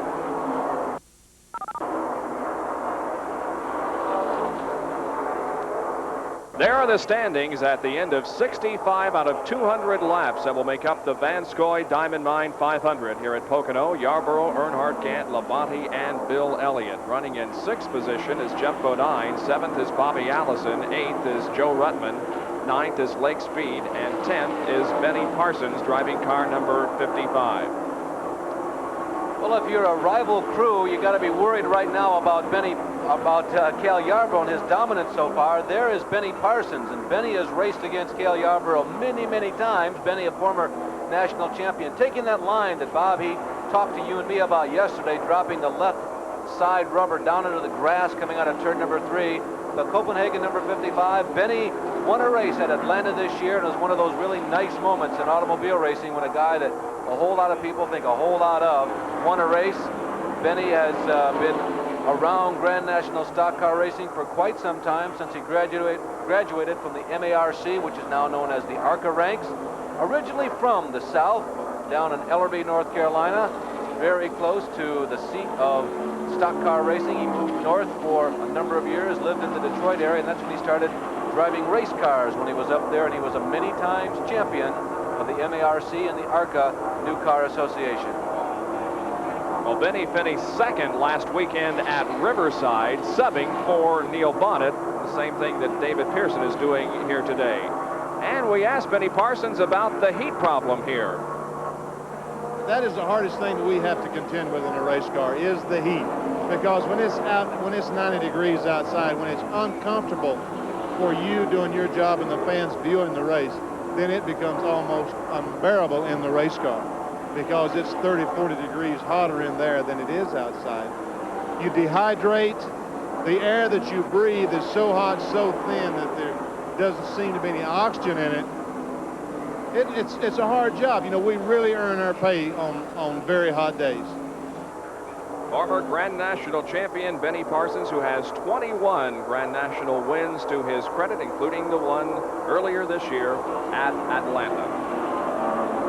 Now running 10th here in the 500 at Pocono, and the average speed at the end of 67 laps, 133.300 miles an hour. So the average is beginning to pick up following the caution period that we had early in the race. While we were watching Benny Parsons and listening to Benny Parsons, now we go back up front and look at Cale Yarborough, by the way, getting ready to put a lap on Greg Sachs for the first time today. Good race for Greg Sachs, running in the top 15, and for the very first time, 67 laps into this 200-lap race, Greg Sachs finally loses a lap to the leader. We were about to say that while we were listening to Benny Parsons, David Pearson came in and pitted for a second time under green flag. The reason for the first pit stop was he thought a tire had gone down. They have changed rubber on all 4 sides of the car now in 2 successive green flag stops, and Pearson is definitely 1 lap down now to the leaders. And by the way, with today's field, that means he's a lap down to about 20 of them that are still out there. We have only had 2 cars drop out of this race. That was the 2 that crashed early on. Well, with Cale Yarborough putting a lap on Greg Sachs and with Pearson coming in, we now have 17 cars on the lead lap. Here's Dick Berggren. A lot of the crews here tell me that they really wish a yellow flag would fly. A lot of them want to make some minor changes in the car. For example, Jeff Bodine's crew chief, Harry Hyde, says, gee, if we could just get a yellow, we could make the changes we need. We could really get going. Tim Richmond's guys are having a little brake problem. They'd like to have a yellow. Behind me, Ronnie Bouchard's crew says, gee, we wish we could have a yellow so we could change some tires and really get this thing hooked up. Well, that is not the situation right now. It remains green out there as we pick up Cale Yarborough, the leader of the race. And here is the battle for 8th position. Right now it is Joe Ruttman running 8th in car number 98. And in 9th spot is Lake Speed, and a yellow because of a spin involving Clark Dwyer. Well, apparently all the wishes of those teams that Dick Berggren was referring to have come true. You might see wholesale stopping now on pit road. A lot of folks will probably come in. This will be only a 2 or 3 lap yellow flag. Remember, that's a long ways around. But we do expect a lot of people to come in because nobody will be losing laps and they can make a lot of adjustments. Clark Dwyer in the Esco exhaust system Chevy spins, and there is Harry Gant among the first to enter pit road. Well, Harry Gant comes to a stop. The Scoy Bandit crew is giving him complete service. The car has already been refueled. You see they're changing rubber on all 4 sides. Bill Elliott has already pulled in. Now, Gant and Elliott were in a nice position when the yellow came out. They were between turns 2 and 3. Remember, there are only 3 turns on this racetrack. Everybody else was coming down the front stretch, so they're going to have to go all the way around. And among those crews was this one of Cale Yarborough. They are poised and ready for Cale to come into the pits, and he is right now on the north straightaway, just about midway down the north straightaway, slowing down and getting ready to come into the pits. Cale Yarborough, the leader of this race, in turn number 3 now. Dick Berggren is in Cale Yarborough's pit area and will be watching very closely the stop. Cale will be followed by several others, including Ricky Rudd and Dale Earnhardt and Terry Labonte. Here comes Cale Yarborough for a stop. Dick? And this will be a 4-tire stop for sure. The crew chief just gave the signal to, oh, we almost had a collision here. Yarborough almost hit the car coming out of an earlier pit. This will be a 4-tire stop. Waddell Wilson held 4 fingers up in the air. That is the signal. All 4 tires will be changed on the car. Outside tires first, and then the inside tires will be done. Yarborough says, I got enough to drink here. He's got himself a glass of water, glass of Coca-Cola. There goes the left side tires off. Back on, that's Waddell Wilson, the crew chief, supervising the left front tire change. He's just kind of keeping an eye on everything here. They're holding Cale up, and there we're ready to go, and off he goes. Good stop for Cale Yarborough. Yes, it was, Dick. It was 28.6 seconds, and for an all-4 tire change, it was a good one. Here is the near collision as Cale came in. Boy, he had to lock her up tight. You see Waddell Wilson trying to wave Sterling Marlin on by, and Sterling was watching Waddell, thank heavens, because Sterling knew what to do, or decided what to do as he watched Waddell. Sterling scooted away as we go back and look at Darrell Waltrip, another of the many, the cast of thousands that has pitted under this yellow flag, and Cale did not have any contact. Look at everybody coming back out. I tell you, it was lonely out there in that racetrack while we were watching Cale Yarborough. There were only just a very few cars that remained out on the racetrack. Here comes Richard Petty out of the pits in the STP Pontiac. So we are yellow because of a spin involving Clark Dwyer in car number 17. It didn't hit anything and will be able to get back into the race, but it has enabled the cars and drivers to come in for their second pit stops, and also will now bunch up the field, and we anticipate some exciting racing when we go green once again. We'll take this break and be right back at the Van Scoy Diamond Mine 500 in Pocono, Pennsylvania. We are back, and the green comes out. We're back to racing at Pocono, and Harry Gant has the lead. Second position is Terry Labonte. Third place, Dale Earnhardt. In fourth, is Cale Yarborough, and 5th place is Bill Elliott as the positions change and the jockey for position occurs at the end of the straightaway. Boy, there's still a lot of traffic out there. It may have been lonely during that yellow flag pit stop period, but once we go back to green, we still have 38 cars in this race. We've gone about 1/3 of the way, 72 laps down, and 38 continue to race. And right now, there's the best one, at least up to this point. He leads, going down the middle stretch here, if you will, between turns 2 and 3, the short chute. So the only 2 cars that we have lost in this race are the 2 that were involved in the accident very early in the race as Terry Labonte goes inside to the north straightaway and passes Harry Gant for the lead. Labonte is in the lead. That accident involving J.D. McDuffie and Jerry Bowman. Off of turn number 3, Labonte showing away. Crossing the start-finish line, 73 laps have been completed. Gant running second, Dale Earnhardt third, and Cale Yarborough now moving low on the racetrack, trying to pick up 3rd spot. As he does, he passes Dale Earnhardt. Cale Yarborough now in 3rd. The number 12 car of David Pearson is a lap down, although he is running 3rd in line. Terry Labonte, the Texan driver, the man who originally hailed from the Corpus Christi, Texas area, now moved to North Carolina like so many of the other Grand National stock car drivers. Terry has had 3 of among the best seasons of any Grand National stock car driver. He always runs near the front. That team, also headed up by Dale Inman, knows how to finish races. One thing for sure, if they don't have any problems in terms of crashing or an unexpected engine problem, they are always up near the front, near the end. A great record of dependability, the number 44, Dale Inman and Terry Labonte. Labonte, by the way, is second in the NASCAR points with 13 races completed.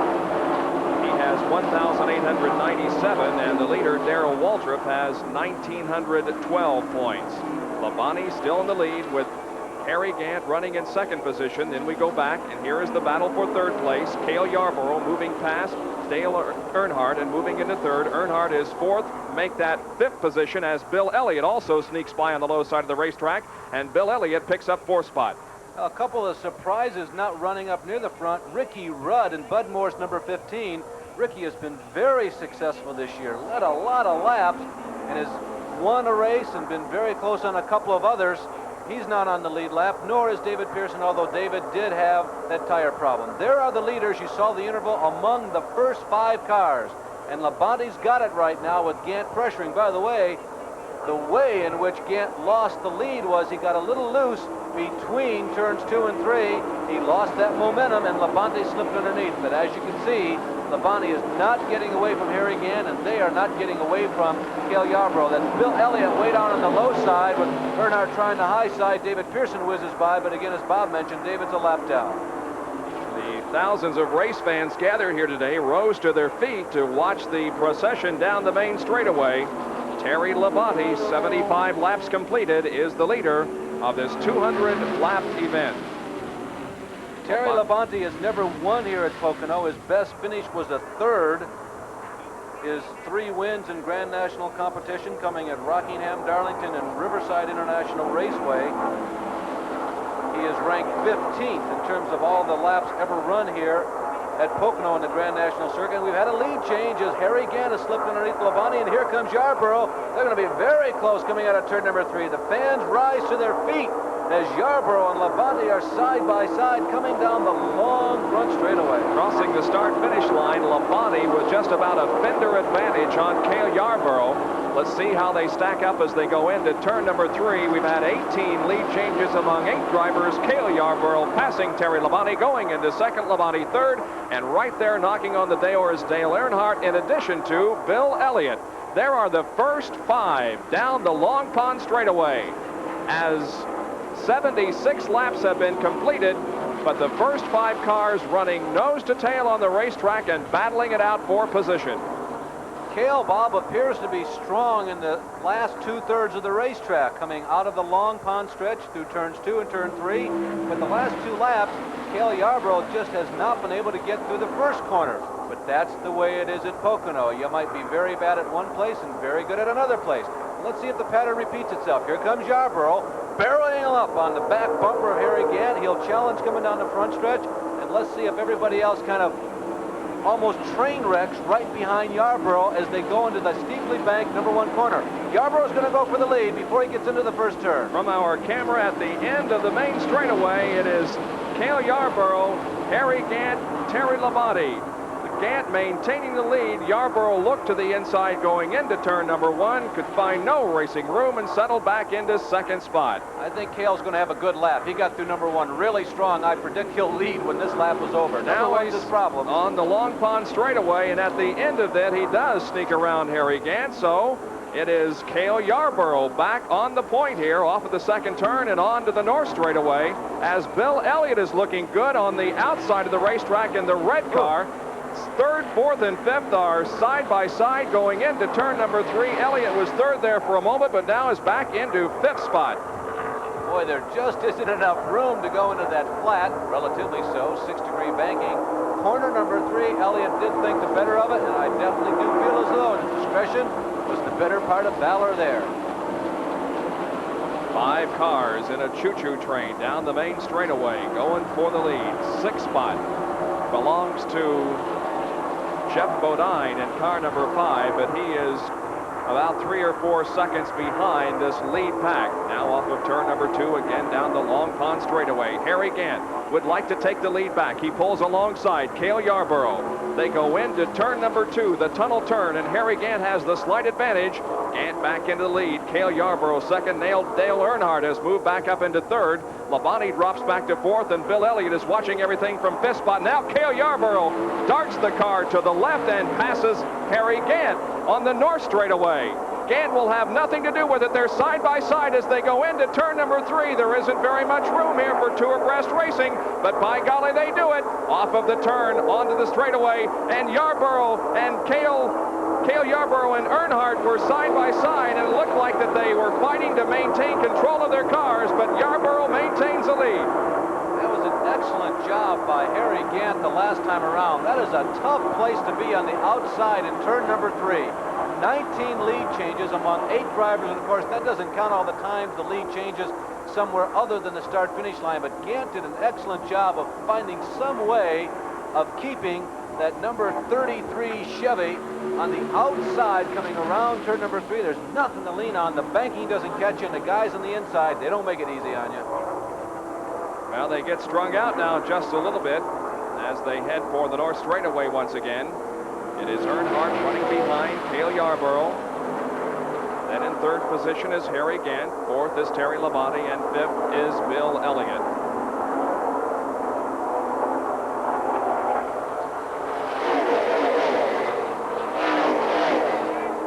Nine laps have been completed now, and once again we have a shot from the camera outside, and Jeff Bodine is having problems and coming into the pits.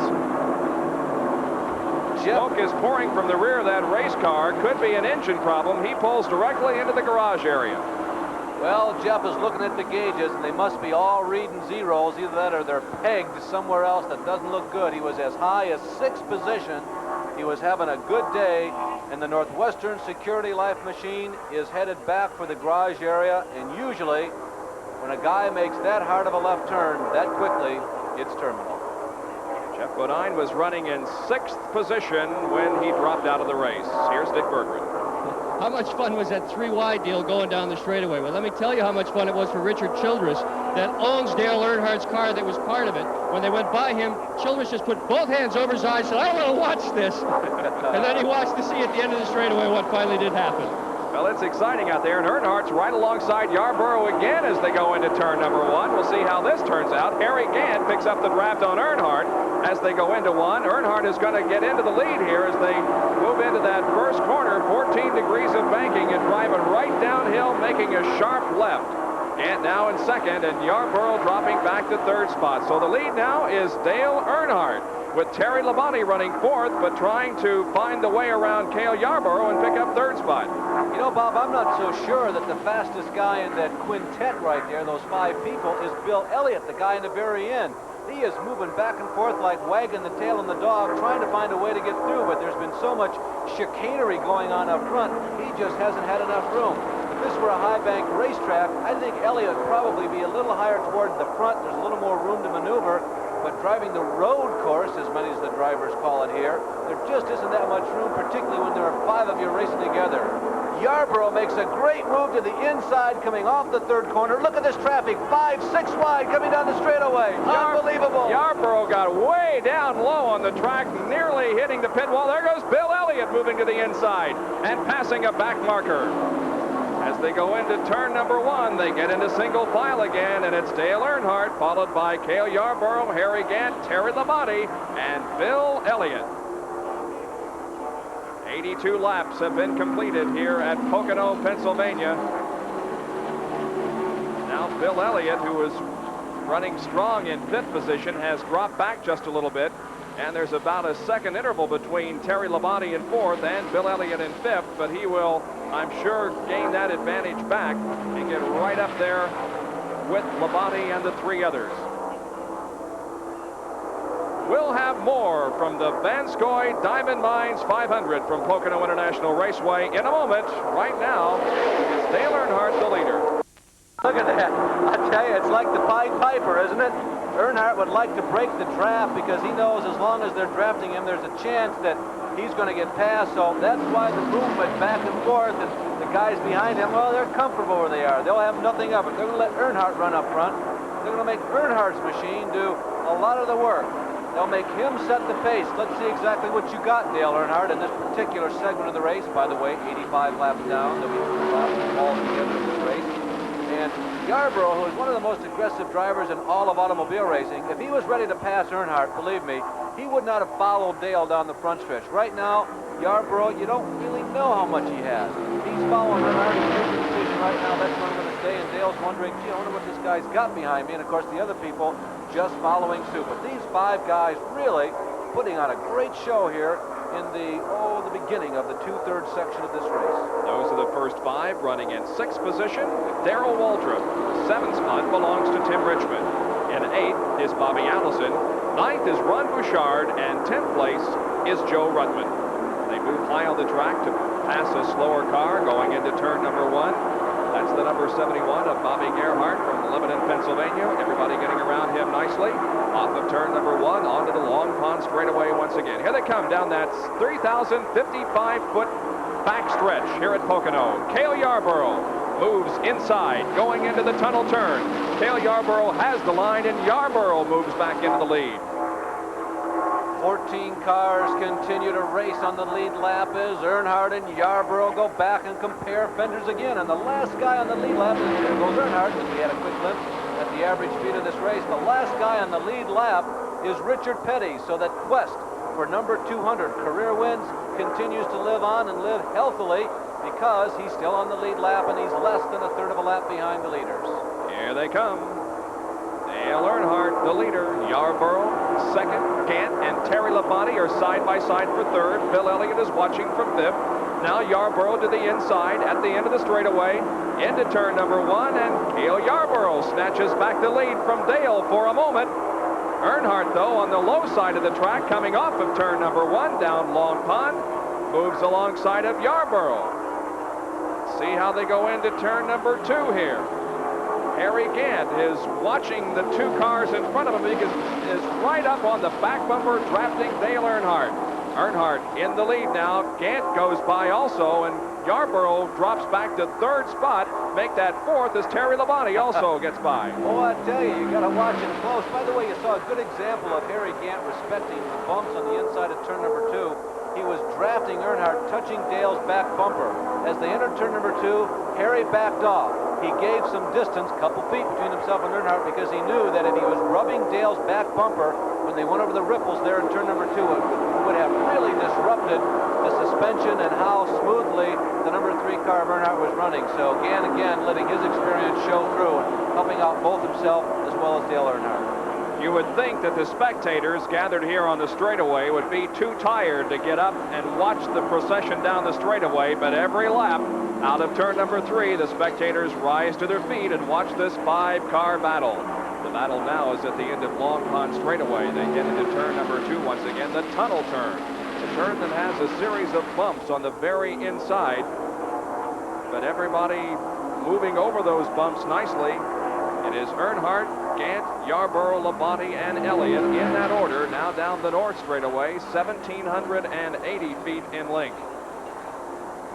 Well, this is a long racetrack in terms of total distance, 2.5 miles around, but it's not nearly as fast as the other 2.5-mile racetracks like Talladega and Darling. Of course, Talladega is 2.6666 and a bunch of decimals behind that. But the reason being is the relative flatness. Now, even though the speeds are down, that certainly does not detract from the excitement here.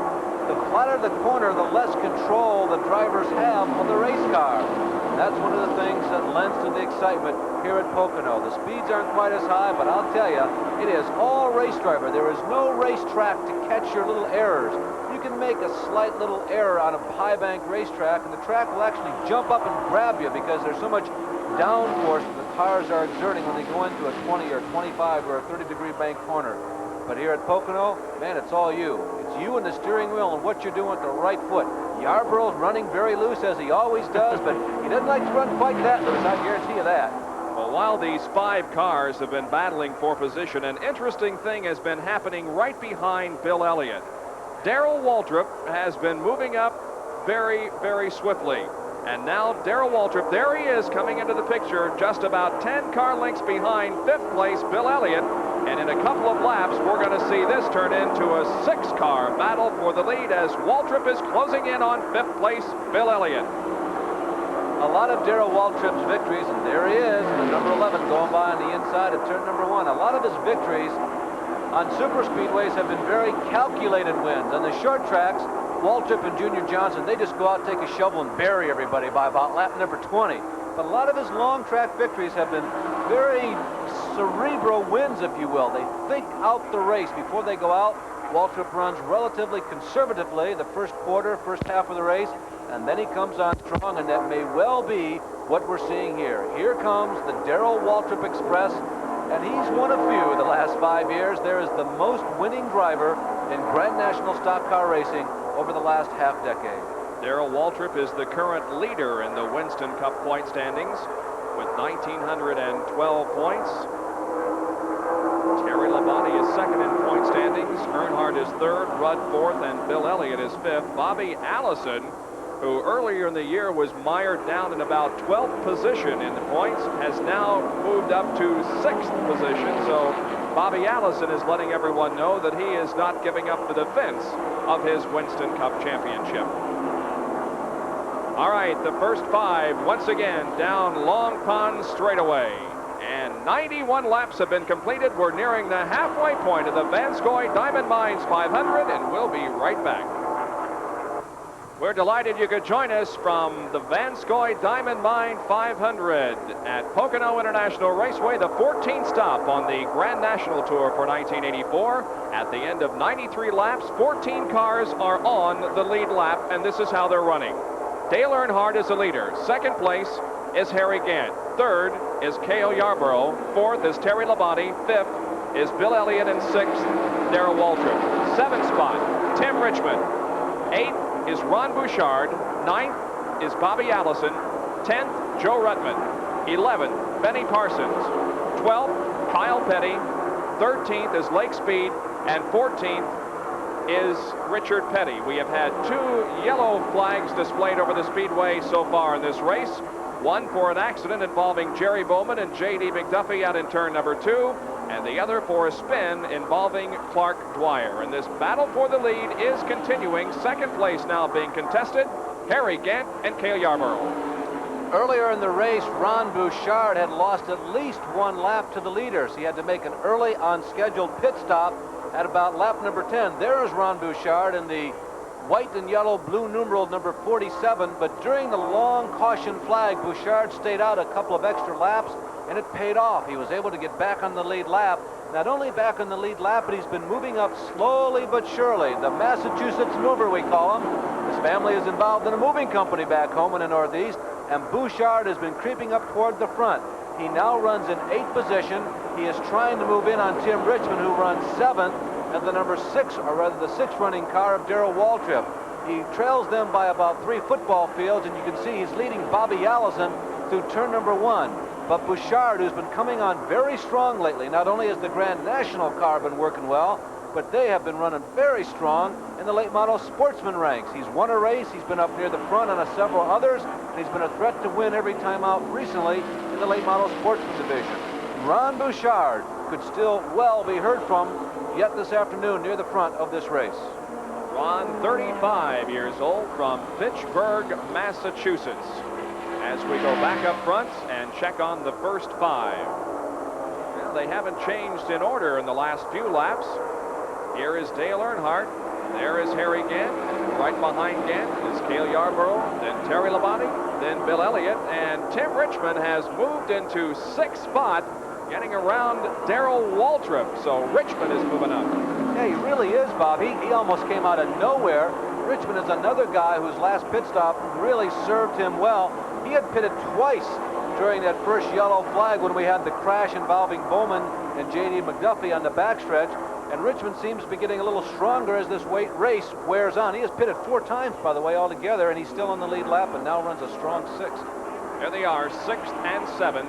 Tim Richmond, and behind him, Darrell Waltrip. Tim Richmond, formerly from Ashland, Ohio, former Indianapolis 500 Rookie of the Year, now making his home in the Mooresville, North Carolina area. And right behind him, the driver from Franklin, Tennessee, Darrell Waltrip in the number 11 Budweiser Chevy. Pocono has been good to Richmond, or maybe we should say Tim Richmond has been good at Pocono.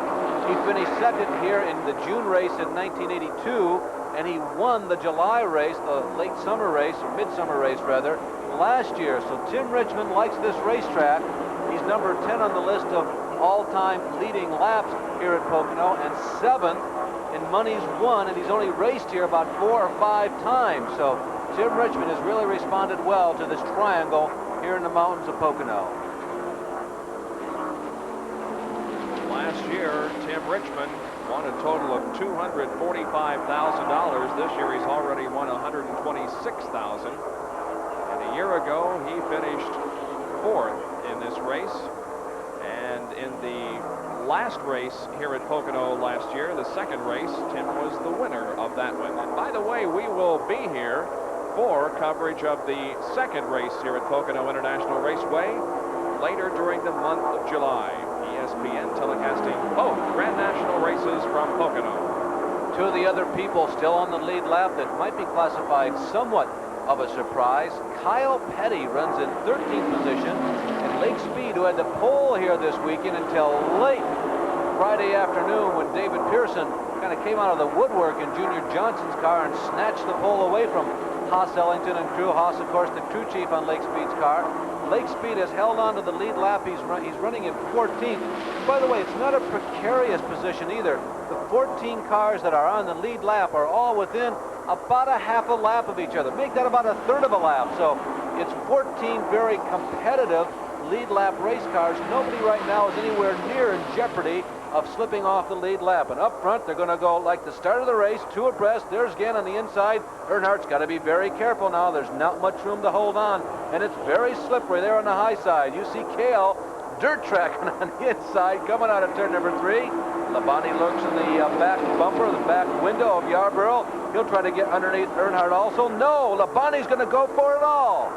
3 abreast into turn number 1. That's Terry Labonte on the low side, but Yarborough and Earnhardt both are able to hold their position. Labonte is still in 4th spot, now moving alongside Dale Earnhardt down Long Pond straightaway. Gant leading Yarborough 2nd. The battle for 3rd between Terry Labonte and Dale Earnhardt. Now Bill Elliott also in the fray in car number 9. Elliott moves into 4th spot, and Terry Labonte suddenly dropping back to 5th. They go out of turn number 2 once again. When they cross the start-finish line next time, we will be at the halfway point. 100 laps completed. Now Bill Elliott beginning to show some muscle as he challenges 3rd spot of Dale Earnhardt. Off of the 3rd turn, here they come for the completion of lap number 100. And at the halfway point, the leader is Harry Gant, then Cale Yarborough, Dale Earnhardt, Bill Elliott, and Terry Labonte, followed by Tim Richmond and Darrell Waltrip. Well, we're halfway through, and only 5 cars have dropped out of this race. 2 because of a crash. Cale getting way out of the racing line that time through turn number 1. And as I watch these lead cars, Bob, I'll tell you, I still feel that Bill Elliott is the hot setup in that group. We've got a long ways to go, and these cars, as you compare them to the cars on the highway, you can almost rebuild them during a pit stop. By the time you jack the weight around, change the tires, you can come up with a different stagger. Lots of things can happen. You can have an altogether different race car in each 50-lap segment of a race. But right now, as I watch these cars rocket around this 2.5-mile racetrack, I'm not so sure that the car I would not want to be sitting in would be Bill Elliott's. It's looking pretty strong, even though we have not seen him lead yet. So the battle up front continues. We have seen these cars, all 5, running nose to tail and side by side for the last 25 or 30 laps. And as they get into single file going into turn number 1, this time it is Yarborough in the lead, with Elliott running 4th, Terry Labonte in 5th position, and in between Harry Gant and Dale Earnhardt. Some excellent racing here in the first half of the Van Scoy Diamond Mines 500 from Pocono International Raceway. National Raceway and the Van Scoy Diamond Mines 500. The top 5 positions, Cale Yarborough, followed by Harry Gant, Dale Earnhardt 3rd, Bill Elliott 4th, and Terry Labonte is running in 5th spot. 6th is Tim Richmond, 7th, Darrell Waltrip, 8th, Ron Bouchard, 9th is Bobby Allison, and 10th position is Benny Parsons. Then in 11th, it's Joe Ruttman, 12th is Lake Speed, 13th is Kyle Petty, and 14th is Richard Petty. Those 14 cars are on the lead lap. A lap down in 15th spot is David Pearson, subbing for Neil Bonnet. 16th is Dave Marcus. 17th is Sterling Marlin. 18th is Bobby Hillen Jr. 19th is Rusty Wallace, and 20th is Ricky Rudd. Those are the top 20 at the end of 105 laps. There is Cale Yarborough, who right now is in the lead. Let's go down to Dick Berggren. Well, there's a couple of ways you can set up a race car. One is to set it up so that the nose is more likely to break than the tail. That's the way most competitors do it. It's a comfortable way to drive the car, because if you start to lose it, just get out of the throttle a little bit, you gather it all up. Cale Yarborough, on the other hand, sets his car up loose so that the tail is more likely to break away. That is a very uncomfortable car to drive, because when it goes, baby, it's gone. But it's also the fastest way to set up a race car. So what Cale has been doing is adjusting his car all day long, so it's got just the right amount of loose, therefore just the right amount of speed. The adjustments have been minor. He will be coming in here very shortly for another routine stop. He's going to take on some tires, and he's going to make a minor adjustment and try to run in quicker. Routine stops are now beginning. Well, the first of those running up front to come in for the second pit stop of the afternoon, Bill Elliott in car number 9. Bill was one of those running with the top 5, but now he has made the pit stop. There is Cale Yarborough onto the north straightaway, headed for turn number 3, and there is the turn number 3. Cale not coming in this time, but pit stops will be occurring here in the next few minutes. A couple of drivers coming in, a couple of back markers. Doug Heverin coming in for a stop as we continue to watch the action on the racetrack. Tim Richmond is also coming in. Tim was in 6th position. He screeches to a halt, and the crew begins to go to work on the right side of the number 27 Old Milwaukee Pontiac. Well, each of these guys, Richmond and Elliott, has gone in the vicinity of 40 laps. Now we're getting word that Tim Richmond may have gone 42 laps between pit stops, and if so, that is excellent gas mileage. If he did indeed go that far, Bill Elliott gone only 37. You figure about 40 laps is the norm here, maybe a little less. Tim Richmond coming out with a change of tires. Elliott, by the way, we believe only changed 1 tire. And if that is the case, as we go back up front, look at the leader, Yarborough, if Elliott only changed 1 tire, that means he is working real strong, because he's been racing hard, apparently not using up rubber. Cale will go at least 1 more lap before coming in. He's at full speed down the front stretch. There is Dale Earnhardt at the number 3 Wrangler Jean Chevy. Earnhardt's crew going to work as a cool drink is being given to Dale. And the windshield is being wiped off ahead of him. The fuel being put in the car. The rubber being changed on the right side. 15 seconds of elapsed. Dale Earnhardt back out there after a 15.6 second pit stop. Pocono International Raceway is the last racetrack to be added to the Grand National Stock Car Trail. They've been coming here about 12, 13 years, and 3 years ago they added this race, the second race, to the schedule. Pocono, as such, of course, is one of the tracks that is not as familiar to all these Grand National drivers as some of the others, as here is Waddell Wilson and crew. And here he comes. Cale Yarborough is headed for Waddell and the rest of the crew for his second routine pit stop of the day. Cale Yarborough, the leader last time. Remember, he had a problem right here, but not this time. He moves in quickly. Here's Dick Berggren. Yeah, and he's all by himself. Bobby Hillin isn't even in front of him this time. Joey Knuckles on the right front, working like mad to get that tire off. This will be a 2-tire change, minimal. Also the fuel going in. There he goes. He's off. Boy, that was a fast one. Lightning fast for Cale Yarborough. Did just what they told us they were going to do. 14.2 seconds, Dick, on the Cale Yarborough pit stop. He's back out there. We remain under green with 109 laps completed. Harry Gant has now picked up the top spot. He has not pitted, but is anticipated to do so soon. Benny Parsons, who is running in the top 10, has made his pit stop. He's back out there as Yarborough now begins to build up speed at the end of Long Pond straightaway. There he is, Cale Yarborough in the number 28 Hardee's Chevrolet. Bobby came out right in front of Bill Elliott. Elliott is just to the right of your screen as Yarborough starts to work his way through slower traffic. There's Harry Gant. Harry led briefly as Elliott, Cale Yarborough, and some of the other of the top 5 have pitted. Now Harry's in. Now remember, Yarborough coming down the short chute, coming out of turn number 3. He'll be streaming down this front stretch any moment now. The question is, will Gant get out about the same time that Yarborough goes by? Harry starts to move. Here comes Cale.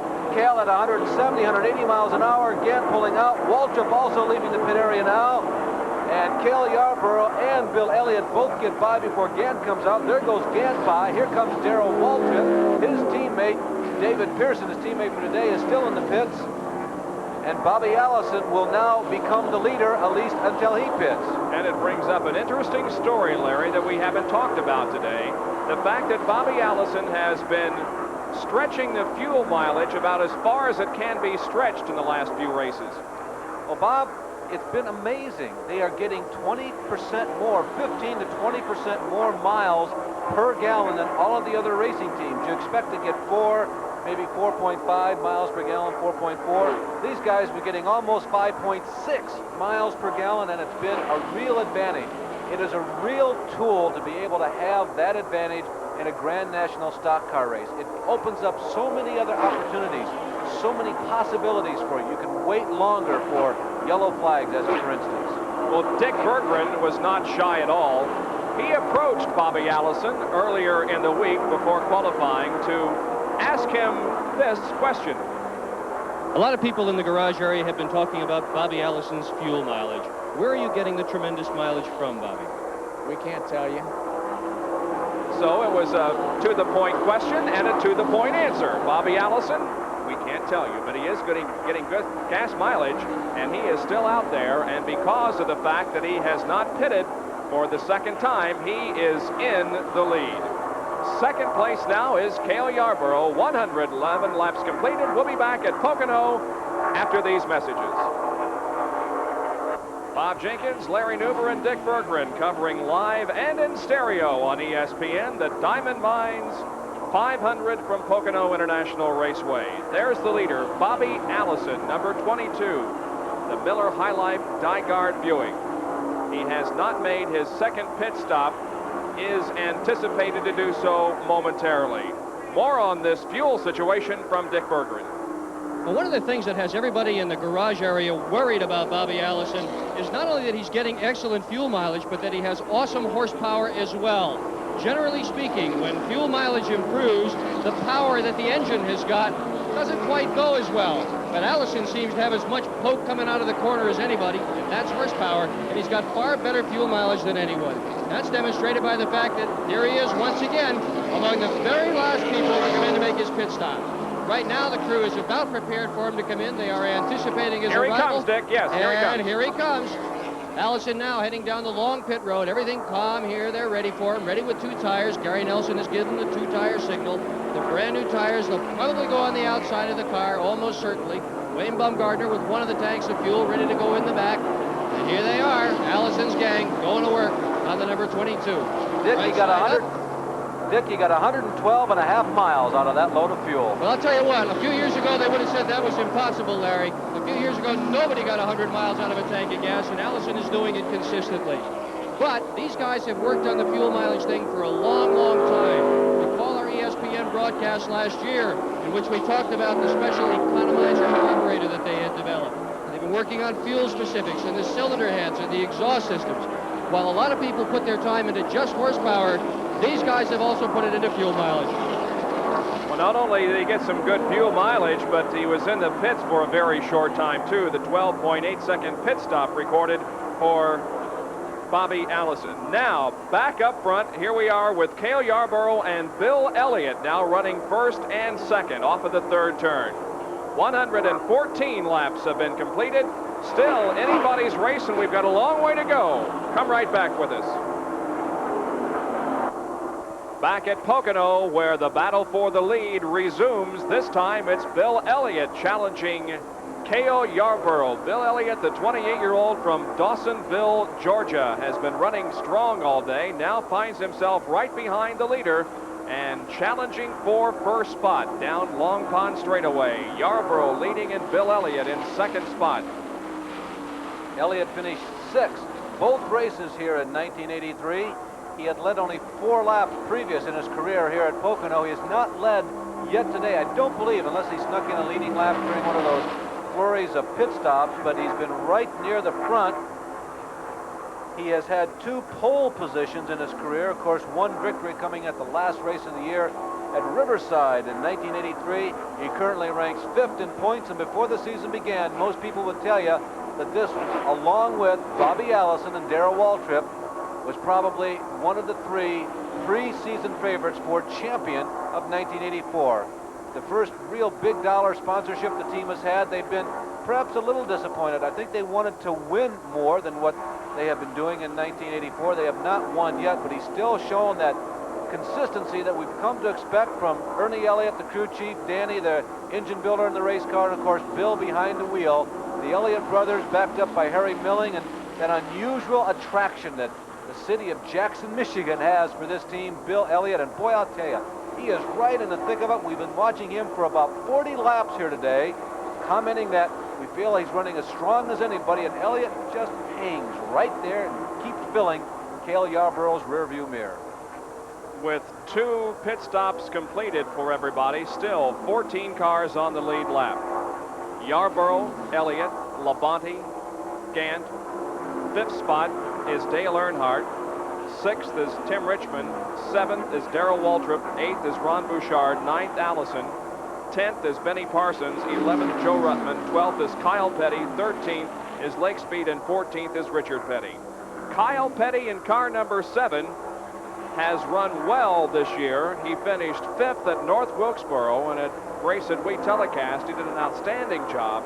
And in the most recent Grand National race last weekend at Riverside, California, he was 8th, also finished 8th at Martinsville. So Kyle Petty is having a very good season. Bobby had to qualify in the second day. He started from 25th position, but he's been able to hang on to the lead lap. Matter of fact, he's running a couple of positions ahead of Daddy Richard right now. Kyle has been out there, had a very uneventful day, just cruising around, running fast, and hanging on to the guys who are running up front. His best career finish here at Pocono goes all the way back to 1980 when he finished in 7th position. By the way, right now he's 17th in the point standings, well up into the top 20. But Petty is having kind of a satisfactory day, or slightly above satisfactory day for Kyle Petty.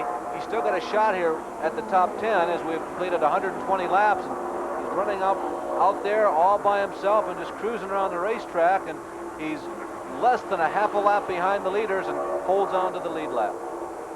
Kyle, of course, 24 years of age, from Randleman, North Carolina.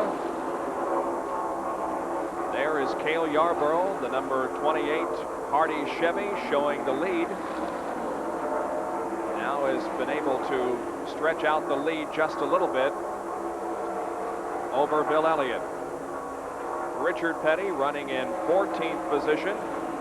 Richard going for win number 200 as Bill Elliott looks like he got the left side of the car off of the pavement just a little bit there in turn number 3. There is Richard in car number 43, the STP Pontiac. Richard looking for win number 200, and it doesn't look like he's going to achieve it today. Here's Dick Berger. And I'm with Billy Hodges, who's on Richard Petty's pit crew. You had kind of a tough pit stop a little while ago. Yeah, when we stopped Richard, he kind of come in a little bit overshot the pit, and I carried that pit board, and when it did, I come around the left front and just hit my knee on it, banged it up. I've kind of heard it playing football a long time ago, and just sometimes when I hit it just right, that's the way it happens. Are you going to be able to go back over the wall? Oh, yeah, I wouldn't miss it for the world. It wouldn't bother me a bit. All right, Billy Hodges with a little bit of a problem and a minor injury, but nothing to keep him away from the pit board in the Richard Petty pit. There's the leader, Cale Yarborough.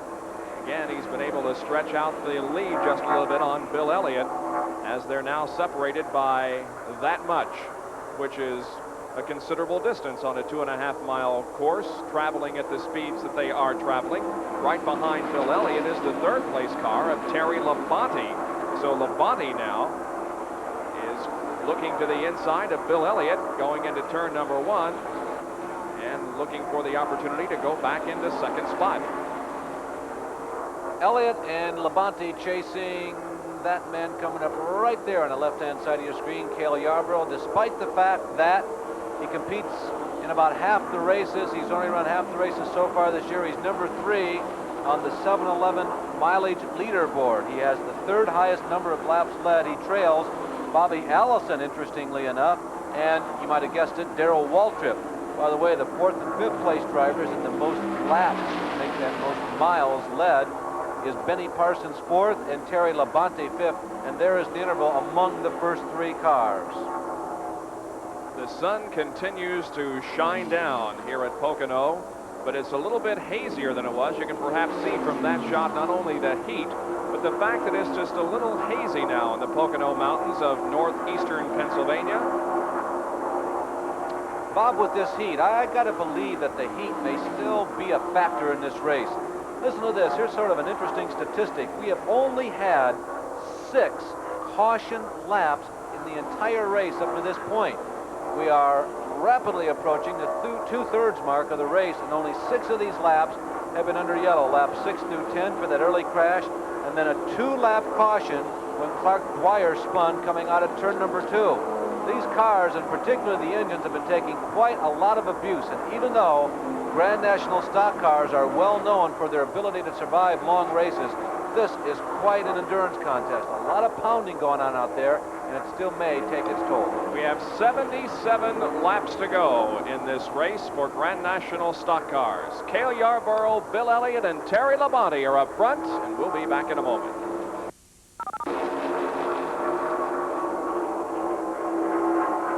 Turn number 1, and Elliott assumes the lead. They go around Bob Riley in car number 74.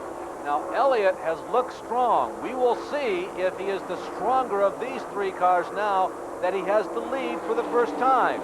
Bill Elliott out front. I don't even think he led the last lap, Bob. They came down the front stretch side by side. Yeah, Yarborough led the lap. Yeah, Cale may have had a little bit of an advantage there, but Bill's going to lead this one. We'll see how tough he is now. Let's see how well the number 9 car is hooked up now that he has the top spot. We have had 27 lead changes among 11 drivers, as 125 laps have now been completed, 75 to go. The first 3 are right there together, heading into turn number 1. 4th spot belongs to Dale Earnhardt, and 5th is Harry Gant. Here they are off of turn number 1, driving uphill to get onto the Long Pond straightaway. Elliott, Yarborough, and Labonte. Here's an interesting thought to project ahead to the end of the race. I know it's quite a ways away, but everybody stopped between lap 105 and 110. And Elliott, Bob, that time was way down in the rocks there coming through the tunnel corner. The car made a big jump. You could see some debris come up from underneath it. Anyway, back to the story with about 75 laps to go. Everybody pitted between lap 105 and 110. What that means is It's going to take him 2 more pit stops, but the last one could come, Bob, with just 10 laps to go. If we continue to run under green and don't have any lengthy yellows, we could have all the leaders pitting with just 10 laps to go. And that has happened here at Pocono in the past. And we've had some very exciting finishes in that regard. You know, one thing that we talked to several of the drivers about, Larry, and that's the fact that you don't want to run out of fuel on this track. If you're competing on a half mile, you can coast around to the pits. If you're competing on a high bank racetrack, you can pretty much coast into the pits. But on this flat surface, you run out of fuel in, say, the second turn, or even between turns 2 and 3, and you can't make it to the pit area. You better hope they installed pedals, as a matter of fact, to go round and round. By the way, it was last July when there was another one of those races with everybody pitting in the last 10 laps. In the last 10 laps, here were the leaders: Tim Richmond, then Bill Elliott, then Dave Marcus, then Tim Richmond. All that happened in the last 10 laps because everybody had to pit. And right now, the same scenario is beginning to develop. Dale Earnhardt has been running strong throughout this race. He is currently in 4th position. Dale Earnhardt in the number 3 Wrangler Chevrolet. Here is Dick Berggren in the Dale Earnhardt pit. And I'm with Kirk Shelmerdine, Dale Earnhardt's crew chief. Kirk, how are things going for you folks today? Pretty well. There's still a long way to go in this race. We're kind of racing our own race right now. And trying to figure the best type of setup we need for the sprint there at the end of the race. How is the temperature inside the cockpit? What is Dale telling you? He seems to be all right. He says it's really hot there, but it's not causing him all that much problem right now. That's Kirk Shelmerdine, Dale Earnhardt's crew chief. And while the sweltering goes on outside, Larry and I and our statisticians up here are very comfortable in an air-conditioned booth provided by the Dana Corporation. We're in the Dana broadcast booth and have an excellent view of this 2.5-mile tri-oval here at Pocono.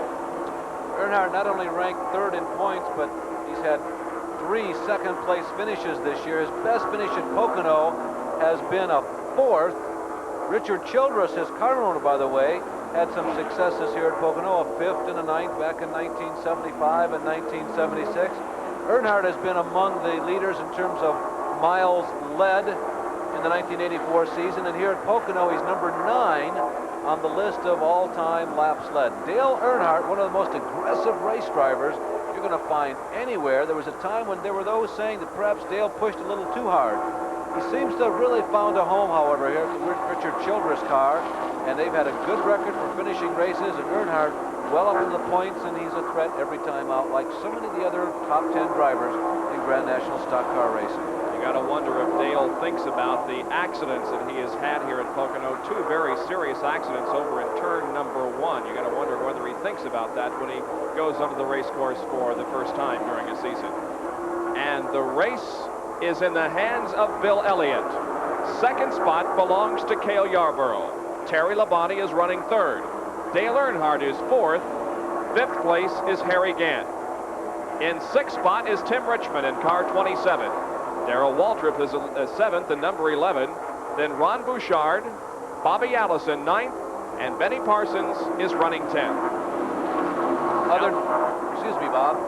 Other drivers on the lead lap, Joe Ruttman in 11th in car number 98, Kyle Petty 12th, Lake Speed, and just now going 1 lap down, the bright orange and light blue number 43. You see it on the right-hand side of your screen. Yes, King Richard Petty was just lapped by Bill Elliott. Win number 200 slips a little further from his grasp. He is now 1 lap down with 67 laps to go, Bob. Elliott looking good here with just a little less than 70 laps to go. Let's find out what his crew is thinking. Here's Dick Berggren. Ernie, it took you folks a while to get in the lead, but you're out there now. Was it your plan to wait until later to get up front? Yeah, we'd not planned all day to run very hard. We were just going to try to run, you know, as good as we could, stay as close to the front as we could, and conserve gasoline. So, you know, right now is an opportune time to lead. And, you know, what are you going to do from here, Ernie? We're just going to, you know, it's going to be one of those situations that you just wait and see. The way our luck's been, I'm just not going to make any predictions. That's Ernie Elliott from the car number 9. Bill Elliott, his brother on the racetrack, is leading right now. Well, we have seen Bill experience some rather bad luck in some of the races we've telecast on ESPN. I remember him running very well at Michigan last year and coming up dry. Bob, I tell you, you got to like those guys. I think there was one team that all the others would be happy to see win a race. It would probably be these guys, and I also venture to guess Joe Ruttman. Everybody likes these fellas. They're awful kind, courteous country gentlemen. They work very hard. They have come a long ways in their racing career, starting literally from nothing. They put together one of the top teams in the trail, and a lot of people, I think, would like to see Bill Elliott win. Right now, Bill Elliott has a rear-view mirror full of Cale Yarborough, who has suddenly closed up the interval between himself and the leader. So Yarborough right now on the back bumper of Bill Elliott, as Terry Labonte in third spot, also moving to the inside of the racetrack to put a lap on Richard Petty. Yarborough and Bill Elliott in turn number 1. Yarborough, man of just enormous experience, and I'll tell you, that really gives him a couple of wild cards in that poker hand that he's holding. Yarborough's experience, his aggressiveness, his moxie on the racetrack probably would compensate for a 1.5 miles or 2 miles per hour versus anybody else in the speedway. You have got to really be going in order to beat Cale Yarborough, and right now, Bill Elliott is experiencing that very thing. Yarborough inside in turn number 2 moves into the lead once again. Only 6 cars out of 40 are out of this race. They come off of turn number 3. Elliott moves side by side with Yarborough. They cross the stripe, and Cale Yarborough with just about a fender advantage on Bill Elliott. But Elliott has the inside and the better line going into turn 1, and he grabs back the lead. State Police have estimated the crowd here at 95,000 for this 500-mile Grand National race. And they are seeing some tremendous racing here today. It's gone on all race long. We had 5 cars battling for top spot before the second series of pit stops, but since then we have had at least a 2-car battle. Right now, that's what it is between Bill Elliott and Cale Yarborough. 136 laps down. Remember what we told you about pit stops. It looks like we're in store for a very smooth, incident-free or relatively incident-free race. They're going to have to stop 2 more times, and that last stop could come at the 11th hour. This race could well be won in the pits. There is some of the 95,000 people that the state police are saying have gathered here at the Pocono International Raceway to watch the good old boys from the south come north of the Mason-Dixon and perform. Grand National stock car racing continues to spread. It's successful up in Dover, Delaware. It's a big hit here, and even scores well at Riverside, California. Second-generation race driver, the number 71 of Bobby Gerhardt from Lebanon, Pennsylvania. Well, his father, Bobby Gerhardt Sr., was one of the more successful modified dirt track drivers. Matter of fact, one of the last guys I ever saw run a modified, a full-body Don Edmonds type modified, no fenders, of course, against sprint cars. Bobby Gerhardt Jr. had a serious crash here a year ago in turn number 3 that tore the back end off the race car. But he has returned here in 1984. He'll run only the 5 races so as to not take away his potential rookie status. He hopes that one of these years soon he'll have an opportunity, this 24-year-old from Lebanon, Pennsylvania, to go after the Rookie of the Year title. He'll run here at Pocono twice, probably twice at Dover, and maybe at the Michigan International Speedway. Henley Gray has come along and helped out Bobby Gerhardt from time to time, but it's a team that's basically running with limited resources and, of course, very lean on experience. And also Ty Scott, I believe, has had a role in getting Bobby Gerhardt Jr. on the racetrack, but one of those many young drivers who comes from a particular part of the country and hopes to become a star in Grand National racing. Back up front, it is Bill Elliott still in the lead. There are the first 3, Bill Elliott, Cale Yarborough, and then Terry Labonte. There are now 13 cars on the lead lap. Besides the 3 we just mentioned, there is Dale Earnhardt in 4th, Harry Gant in 5th, Tim Richmond is 6th, Darrell Waltrip 7th, 8th is Ron Bouchard, 9th is Bobby Allison, 10th is Benny Parsons, 11th is Joe Ruttman, 12th is the number 1 of Lake Speed, and 13th is Kyle Petty in car number 7. Richard Petty is a lap down, as is Dave Marcus. Also a lap down is Greg Sachs, David Pearson, Rusty Wallace, and Bobby Hillen. And here is the battle for 9th spot. Bobby Allison in 22 and Benny Parsons in the number 55 Copenhagen Chevy. Well, the question is, how about Allison? Can he go the distance on one more stop while everybody else is taking 2? He stopped at lap 114. That would mean he would have to go 86 laps or well over 180 miles. And I don't know. That might be kind of close. Allison perhaps has a shot at it. We'll just have to wait and see when he does stop here for actually his 4th pit stop of the day, although the second one came a little shorter than usual because there was a long caution flag. But yeah, there's a possibility that Allison's fuel mileage could win this race at this point if we go the rest of the distance without a yellow flag. And right behind Bobby Allison is Benny Parsons, the 42-year-old from Ellerby, North Carolina. Won in Atlanta this year, was 5th in the Talladega 500, and was 2nd last weekend at Riverside, subbing for Neil Bonnet. His other finishes this year, a 27th at Darlington. That's a race we'll never forget, as Benny was on the pole for that race and coming out of turn number 2 on the very first lap, getting a little sideways, but then the car went away, and he finished 27th. He was 29th at Daytona and 42nd in the World 600 at Charlotte. So there's 9 and 10, and here is 1 and 2. Bill Elliott being pursued by Cale Yarborough.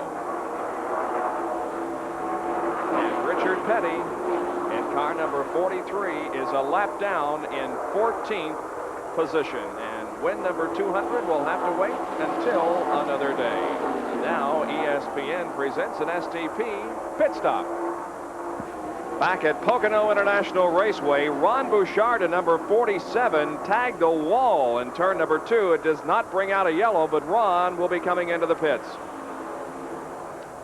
While we were away, Bill Elliott, the race leader, who's been with Cale Yarborough again, that's Ron Bouchard coming in. The crew will check the car over. You can see he got out of shape and backed into the wall somewhere. Bill Elliott pitted. It was a routine pit stop. And Bob, I've checked the numbers. Statistically speaking, yes, Bobby Allison can do this race. There's some red paint, of course, part of the wall here. The wall is intermittent red and white all the way around. You can see again, Bouchard did get into the cement around here. Bobby Allison can do this race on one more pit stop, and everybody else, statistically, using what we've seen up till now, has to pit 2 more times. Elliott's made 1 of those 2 pit stops, but if we go the rest of this race under green, Allison may be winning it on economy. Cale Yarborough leads. We've completed 145 laps. The attrition here, despite the fact that it's been a hot and humid day, not very significant. It has been over 60 laps since the last car, Jeff Bodine, dropped out of competition. So Cale Yarborough is on the lead, and here is the number 17 of Clark Dwyer going very slowly up in turn number 3, and this could bring out a yellow if he stalls, but it looks like he does have the momentum to carry him into the pits. Clark Dwyer from Colorado Springs, Colorado, is moving very slowly into the pits. Could very well have run out of fuel, Larry. Yeah, Bob, that's what it looks like at this point. There doesn't appear to be any damage, any smoke, or anything else irregular. And you'd commented earlier, Bob, about what happens when you run out of fuel on this racetrack. There's no banking that you can drive off of and give yourself a 30 or 40 mile an hour coast back to the pits. Dwyer did make it, by the way, all the way back to his assigned pit stall, so apparently it was just a fuel problem.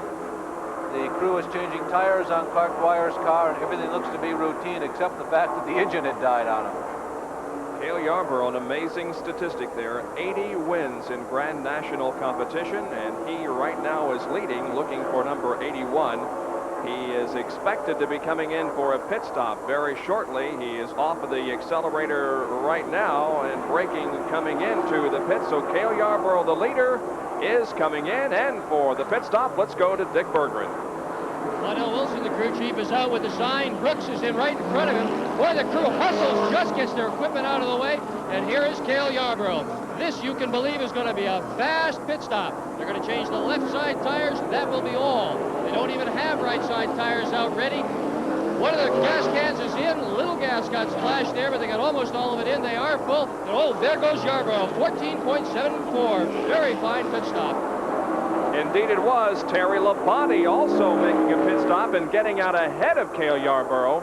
And Bill Elliott is already into turn number 1. Yarborough lost some ground. There goes Elliott. You just saw him by. If you're an experienced viewer, you saw the car, the white tail, the red roof and nose on Bill Elliott. But Yarborough lost ground to both Labonte and to Bill Elliott on the stops. Now, right now, Harry Gant is in the lead again. But remember, Harry has not made the pit stop that he'll be needing very shortly. So at this point, Harry Gant is in the lead. 147 laps have been completed. We'll see if Harry comes in this time. He is in turn number 3. He is showing no sign of coming in. Harry Gant maintains the advantage here. Right behind him on the racetrack is Richard Petty. Well, Harry Gant pitted later than all the leaders the last time around, too. Harry went 41 laps before he pitted before. And Gant is getting himself into a position, Bob, by the way, where if he could stretch this few more laps, like 4 or 5 more laps, he might be in a position to go the rest of the race on this pit stop. Now, for Harry Gant, it's not nearly as much of a comfort margin as apparently it is for Bobby Allison, but Gant's also getting pretty good mileage out here today. How many times have we seen this happen? All of a sudden, as we near the closing stages of the race, a guy by the name of Darrell Waltrip, the driver of the number 11 Budweiser Chevrolet, has suddenly put himself in contention. Darrell Waltrip is now in 4th spot, ahead of Cale Yarborough, but behind Terry Labonte and Bill Elliott, and for right now, Harry Gant. So here's a guy who certainly is not out of the competition, Darrell Waltrip. Waltrip has won one race, at least one race, in each of the last 10 years on the trail. He's had 2 years, 1981 and 1982, in which he won 12 races each year. In the modern era, that is the last 10 seasons, Darrell Waltrip has won 60 times, and that ranks him second only to Cale Yarborough in most victories in the last decade. Yarborough, the leader in Winston Cup points, with 13 races completed. Darrell in this race started in 4th position, qualifying at 150.484 miles an hour. There's a little camaraderie today between Darrell Waltrip and Joe Ruttman that you probably won't read about in tomorrow's newspaper. Joe Ruttman's daughters are back at the hotel puppy sitting for Darrell and Stevie's dog. A brand new puppy in the Waltrip household, and as Larry indicated, Joe Ruttman's daughter is babysitting today. Cale Yarborough off of the third turn onto the main straightaway. Cale right now running in 4th spot. Still anticipating that Harry Gant pit stop. Gant still out there in number 33 and being shown as the leader at this point with 50 laps to go in this race. 50 laps to go, and I'll repeat again, not to beat a dead horse as we go back up and look at Harry Gant again. All these people, with the exception of Allison and maybe Gant, going to have to stop again. We're talking 125 miles that have to be conducted for people like Yarborough and Elliott and Labonte before this race is over. They're going to have to stop again. Right now, everybody except Allison and Gant are hoping for a yellow. If we have one yellow flag now between here and the end of the race, all the bets and all this conversation we have about stopping for fuel, it's all off. The combatants for 3rd spot here, Terry Labonte and Cale Yarborough. There's the leader going into turn number 1, Harry Gant. He is being followed by Dick Brooks in car number 90. Dick has not had a real successful afternoon at this point. He is at least 1 lap down to the leaders. There he is right behind Harry Gant in that number 33 Scoy Bandit Chevy. Dick Brooks is ranked 16th in the points in 1983, and Pocono has never really treated him that well. His best career finish was with 5th, and that was back in 1977. All right. We will take this break and be right back with more action from the Van Scoy Diamond Mines 500 at Pocono on Auto Racing 84. Back at Pocono, and this is exactly what the leaders wanted. An insignificant, meaning by that no accident, yellow. Doug Heverin apparently out of fuel between turns 2 and 3. That brings out the yellow, but it also brings in nearly everybody for a pit stop. Here's the leader, Harry Gant, making a stop. But Larry, there is a lot more to this situation that meets the eye because we're on lap 153, 47 laps to go. Can they go the rest of the distance on the fuel that they're getting right now? Most of them, no. 117 and a half miles remain, and nobody, with the exception of Allison, and we never really got a real solid fix on Gant, has gone that distance. Now remember, Allison went 112 and a half miles. There's 117 and a half miles to go. Dick Bergman is close by. Here's Bobby Allison coming in to make his pit stop. He waited longer than anybody else and caught the yellow flag for it. They're going to put on right side tires at least, and it's almost certainly going to be a 4-tire stop. The real question will be, are they going to get enough fuel in this thing so that Allison will be able to go all the way to the end without stopping again? Realize that all the fuel systems are regulated. No one is allowed any more than 22 gallons in the fuel cell, and that includes Bobby Allison. So they're putting everything in here that they can possibly put in for sure. They're going to make sure that tank is topped right off. Because if anybody's got a shot, he does. 4-tire change, off goes Bobby. So the question is not necessarily where he's putting more, but how he's getting the better mileage out of that car. Listen to this, Bob. The furthest that Allison has gone all day was 45 laps on a load of fuel. We have 46 laps left in this race. And we have yellow on the course because the tow truck has not yet reached the Doug Heverin car between second and third turns, and so it will be a little while before we'll go back to green. The situation is 154 laps have been completed, and we are under caution at Pocono International Raceway. Now let's get another update from the ESPN Sports Center while we're under yellow here. And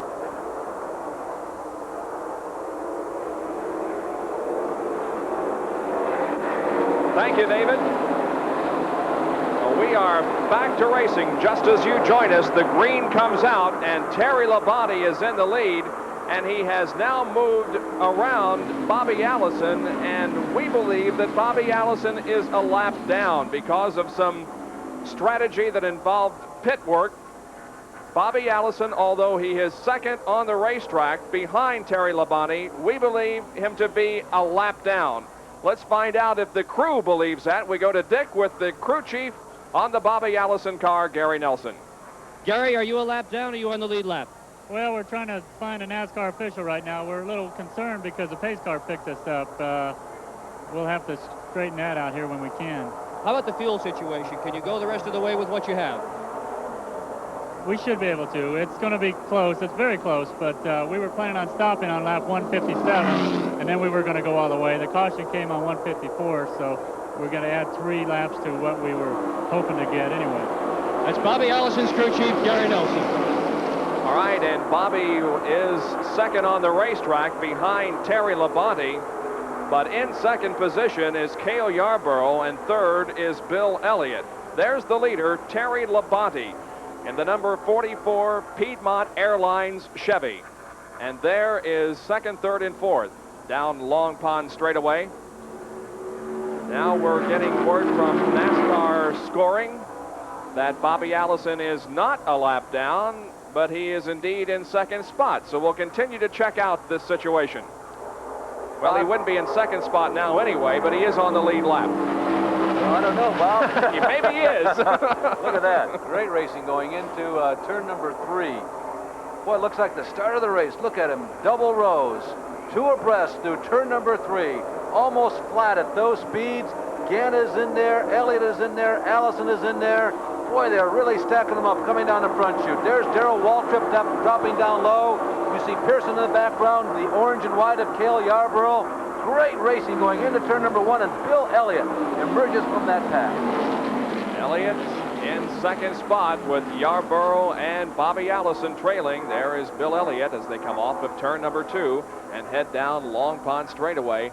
Terry Labonte has opened up quite a bit of racetrack between himself and the second place car of Bill Elliott. Now Harry Gant and Cale Yarborough race side by side down into turn number 2, the tunnel turn. Well, we get another reconfirmation, Bob, that Bobby Allison is on the lead lap with the leaders. Back to this fuel situation.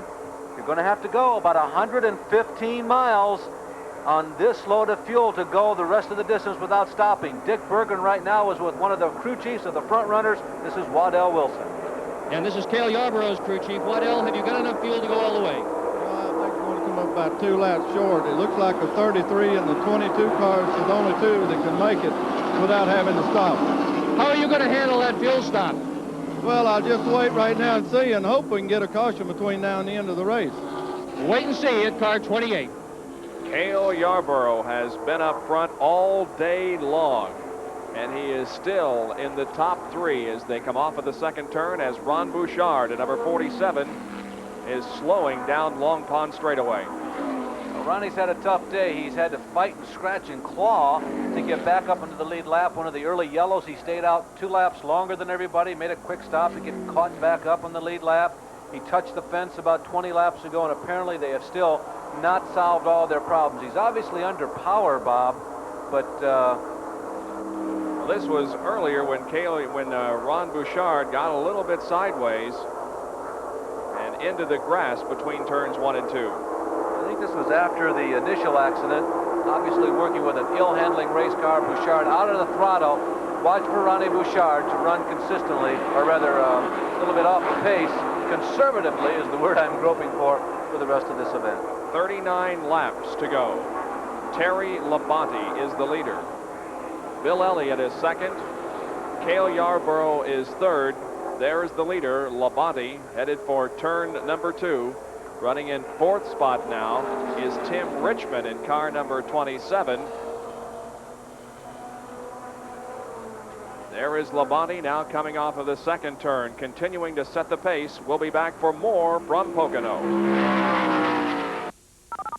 The race for third at Pocono. Harry Gant moves into 3rd spot.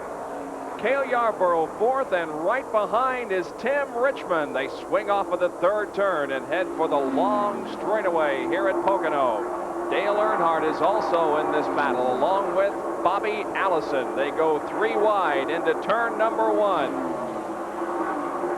Harry Gant, followed by Cale Yarborough, then Dale Earnhardt, then Tim Richmond. Bobby Allison in the middle of that group of cars that right now is being led around by Harry Gant. Remember that Labonte and Elliott continue to lead. There's Allison, the white car in the center of the screen. Now we get a reversal. NASCAR scoring is saying that Bobby Allison is officially 1 lap down to the leaders. Now, if he is also 1 lap down to Harry Gant, that may be his advantage. That may be it for his advantage. And Harry Gant swinging back and forth as he came out of turn number 2. Now they go 3 wide into turn number 3. Gant has the better thinking of it, drops back. Earnhardt goes to the inside. He's side by side with Yarborough. Some great action here, just 37 laps from the finish. Morris Metcalf, the official scorer for NASCAR, has a tremendous job to do. He does it very well and confirms that Bobby Allison is a lap down. But there is a lot of good racing going on. Look at Allison to the inside of the racetrack as they go 4 wide, but somehow managed to get into single file going into turn number 1. There's Bobby Allison in number 22. And there is Tim Richmond and Bobby Allison moving to the inside and passing Cale Yarborough. Let's try and set this up for you one more time with 35 laps to go. Everybody believes that Bobby Allison is a shoo-in, that white number 22, for going the rest of this race without pitting for fuel. There's some question about Harry Gant, who right now is right behind Bobby Allison, that green and white nose that you see. He may be able to go to the distance. Everybody else, unless somebody is really hiding a lot, cannot go. Nobody else has gone the 45 laps without pitting for fuel this day. So that's the setup. What will happen? It's like one of those cartoons where the wick is burning toward the dynamite. Who's it going to explode on? Let's go down to Dick, who has some comments on Harry Gant's situation right now. And it's going to be a cliffhanger for sure. Gant's crew thinks that they can make it all the way on the fuel that they've got, but it's going to be close. Labonte's crew, on the other hand, says doubtful. They think they're going to come about 4 laps short on the fuel situation. Certainly these guys that don't think they're going to make it are hoping upon hope that there's going to be a yellow flag somewhere along the line here. The guys who think they can make it hope and pray there will be no yellow flag. Harry Gant in 6th position right now. The 2 guys up front with 35 laps to go are Terry Labonte and Bill Elliott. They're running fairly close together on the track. Then there is quite a bit of racetrack back to 3rd spot, which is being occupied right now by Cale Yarborough. Labonte and Elliott down the straightaway, crossing the stripe and completing lap 166. Now the others cross the start-finish line about 3 seconds behind. Only 6 cars remain on the lead lap in addition to Labonte and Elliott. Again, it's Dale Earnhardt, Cale Yarborough, Tim Richmond, really scratching and clawing, holding on in there. And, of course, Harry Gant. 1 lap down, Bobby Allison, Lake Speed, Darrell Waltrip, Benny Parsons, and Joe Ruttman, roughly in that order at this stage of the race. Terry Labonte is looking for 2 wins in a row on the Winston Cup Grand National Circuit. Last weekend, a victory on the road course at Riverside, California, and leading with 166 laps completed in the Van Scoy Diamond Mines 500 at Pocono, a 200-lap race. Bill Elliott is right behind him, those pursuing him off of turn number 3 and on to the main straightaway. Elliott content at this point to run in 2nd position. We'll be back with more action from Pocono, Pennsylvania in just a moment. ESPN today with live coverage of the NASCAR Grand National race. With 32 laps to go, Cale Yarborough 4th and Harry Gant 5th. A lap down in 6th position is Dale Earnhardt. 7th is Bobby Allison. 8th is Lake Speed. Darrell Waltrip is running 9th, and Benny Parsons is 10th. And in 11th position is Joe Ruttman in car number 98.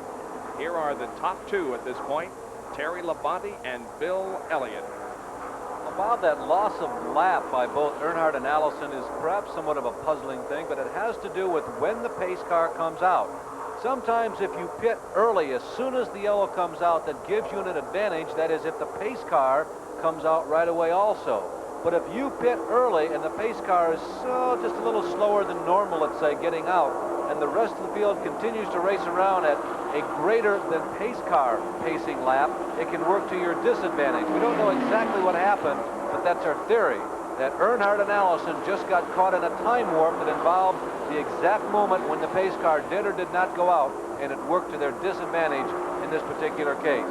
However, these 2 guys had no such problem. And also, Larry, you've still got to consider that Bobby Allison may be able to go the rest of the distance without a pit stop, and that could give him the advantage back.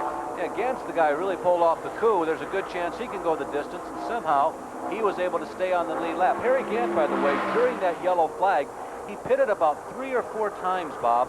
In the last 2 stops, all they did was come down pit road, stop briefly, throw in more fuel, more gasoline. He kept topping off the tank. They knew exactly where they were. Well, do they know exactly where they were? If they do, they're not telling us. There are now less than 30 laps to go as the leaders once again move down the straightaway. At what those 2 cars there look almost like one, as Bill Elliott has himself tucked right under the back bumper of Terry Labonte.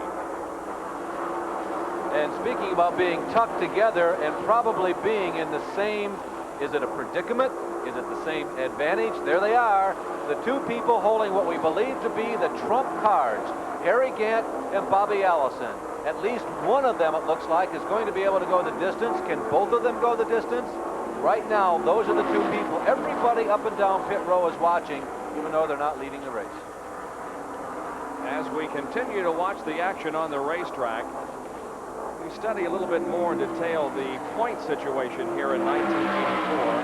Now, at this time last year, there was a 169-point difference between 1st and 5th. This year, there is only 103, and between 1st and 10th, there is only a 226-point difference. Last year, there was a 487-point difference. So the Winston Cup battle is a tight one, with 14 make that 13 races completed in 1984. There are the leaders, Terry Labonte and Bill Elliott, with now only 28 more laps around this 2.5-mile tri-oval to go. We'll be back in a moment.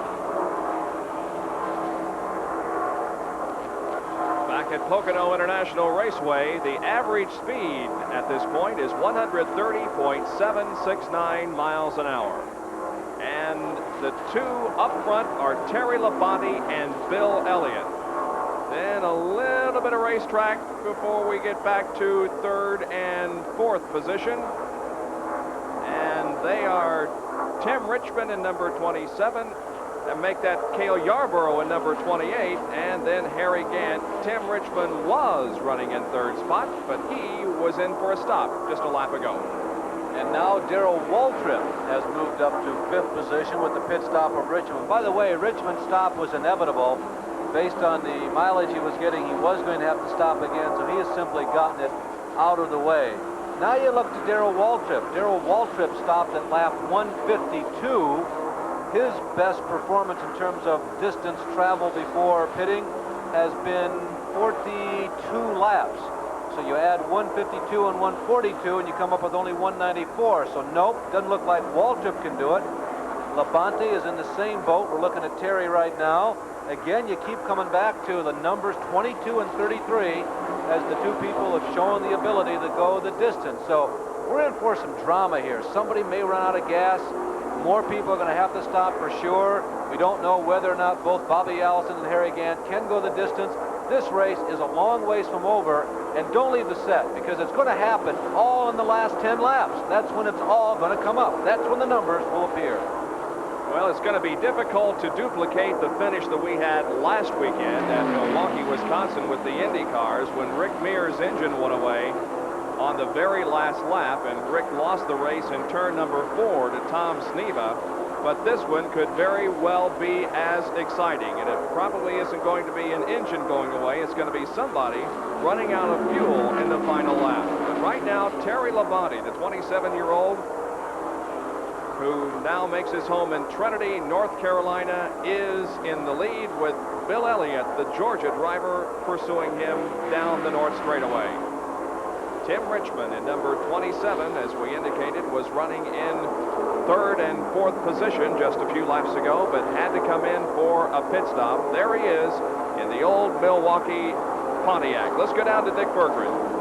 The reason for the pit stop was they thought they had a left rear tire going down, so they changed the tires on the left side. The sad part about it is, of course, Richmond now out of third position. But he's standing on the gas and still moving quite well down Long Pond straightaway. The car up very close to that boilerplate plate wall down Long Pond straightaway. Tim Richmond drops from third back to sixth spot. Yeah, Bob, that stop won't hurt him as long as the rest of the people don't have an opportunity to stop under a yellow, because most of them are going to have to stop anyway, so Tim doesn't really need to feel too much extra pressure. That was a stop that would have had to have been made by lap 190 anyway, and it just puts him a little bit behind the rest of the people right now, but he'll catch up as soon as they make their necessary stop. There they are once again, Labonte and Bill Elliott. Off of turn number 3, we'll get a clock on them here and try to find out how much distance there is between Bill Elliott in second and Cale Yarborough back in third spot. Have to come down and cross the line. And Cale Yarborough coming down the straightaway now. He crosses the line. There is a 6-second interval between Bill Elliott in second and Cale Yarborough running in third spot. Fourth, still Harry Gant, and fifth now is Darrell Waltrip. Well, we have passed the 425-mile mark of this race. We're coming down to the 11th hour. There are still 33 of the original 39 starters. Giacomo Giacomo never got out onto the racetrack in his televideo computer special, but here are the drivers who have dropped out of the race. The number 70 of J.D. McDuffie involved in a crash with Jerry Bowman very early in this race. D.K. Ulrich, one of the regular entries on the Grand National Stock Car Trail, and the Smale real estate car is out, as is Jeff Bodine, Buddy Baker, Bobby Gerhart Jr., and Sterling Marlin, who had a great race up to that point, Bob.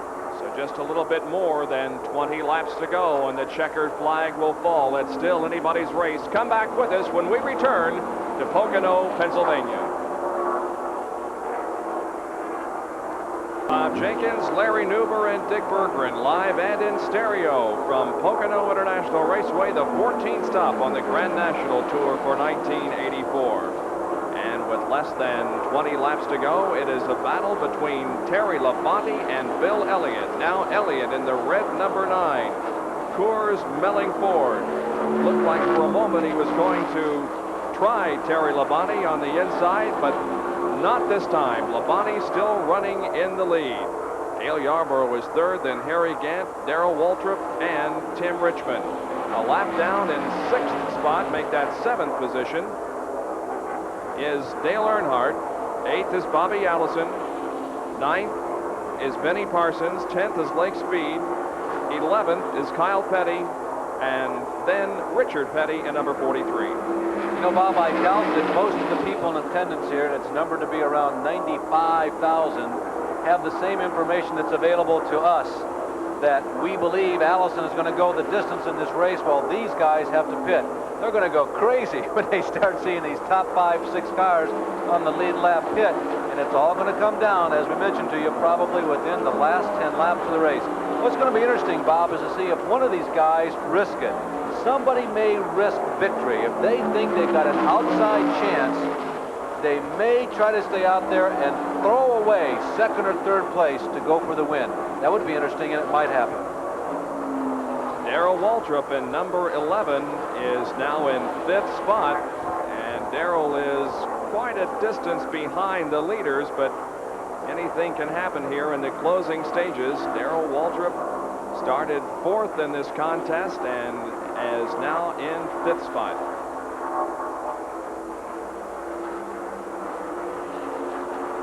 Darrell, of course, a former Winston Cup champion, lost the championship in the final race last year to Bobby Allison, but Waltrip this year is back on top in the point standings, and he comes off of turn number 3 and is heading for the pits.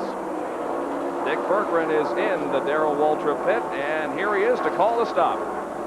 Well, this thing was absolutely prepared. They've been ready for Darrell Waltrip to come in now for the last several laps. Oh, look at the big hole on the windshield. We were talking earlier about debris coming up. He's got a hole. He's also got a crack in the windshield. And they're going to change the right side tires, so they're going to throw a load of fuel into this car and try to get Waltrip back out again. Now, this might be incredibly smart strategy, because you see if Waltrip, he goes out now, then if everybody else has to pit later for fuel, Waltrip will have the advantage. He'll be at the front of that line. So a little strategy going on here, and a lightning stop at 16:02 for Darrell Waltrip. Very good point, Dick. We've 17 laps to go. Darrell Waltrip can go the distance now. As the leaders cross the start-finish line, Darrell is able to get out and stay on the same lap, although he's still working up to speed while the leaders are running at full speed through turn number 1. Well, Waltrip joins Tim Richmond as the people who have made their final stops. We know for a fact that at least the 2 of them can go that distance. Everybody can go 17 laps, obviously. But the question remains, how many others will have to pit, and when will they do so?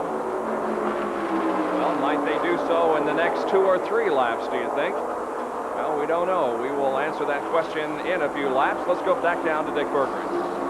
Well, what looked like strategy is really right there. That's a cut in this tire. You can just feel the air starting to seep out of it. Apparently it lost just enough air. Darrell Waltrip decided, better come in and change this one. There it is. And the cars out of the race. Jerry Bowman and J.D. McDuffie in an early race accident. Jeff Bodine, D.K. Ulrich, Buddy Baker, Sterling Marlin, and Bobby Gerhart also out of this contest. So there are Labonte and Bill Elliott. They have been the guys who have been leading most of this race for the second half of it. Cale Yarborough lurks behind them. He too certainly is a threat, but it all comes down to whether or not Gannon Allison again can go the distance. There's Elliott now. He decides to make a move as we go back and look at that duo we were just talking about. Remember that scoring right now has Bobby Allison 1 lap down, which really puts Gann in the driver's seat. And there's Elliott and Labonte door to door, wheel to wheel, hub to hub, just like a Saturday night race in almost any small town across this country.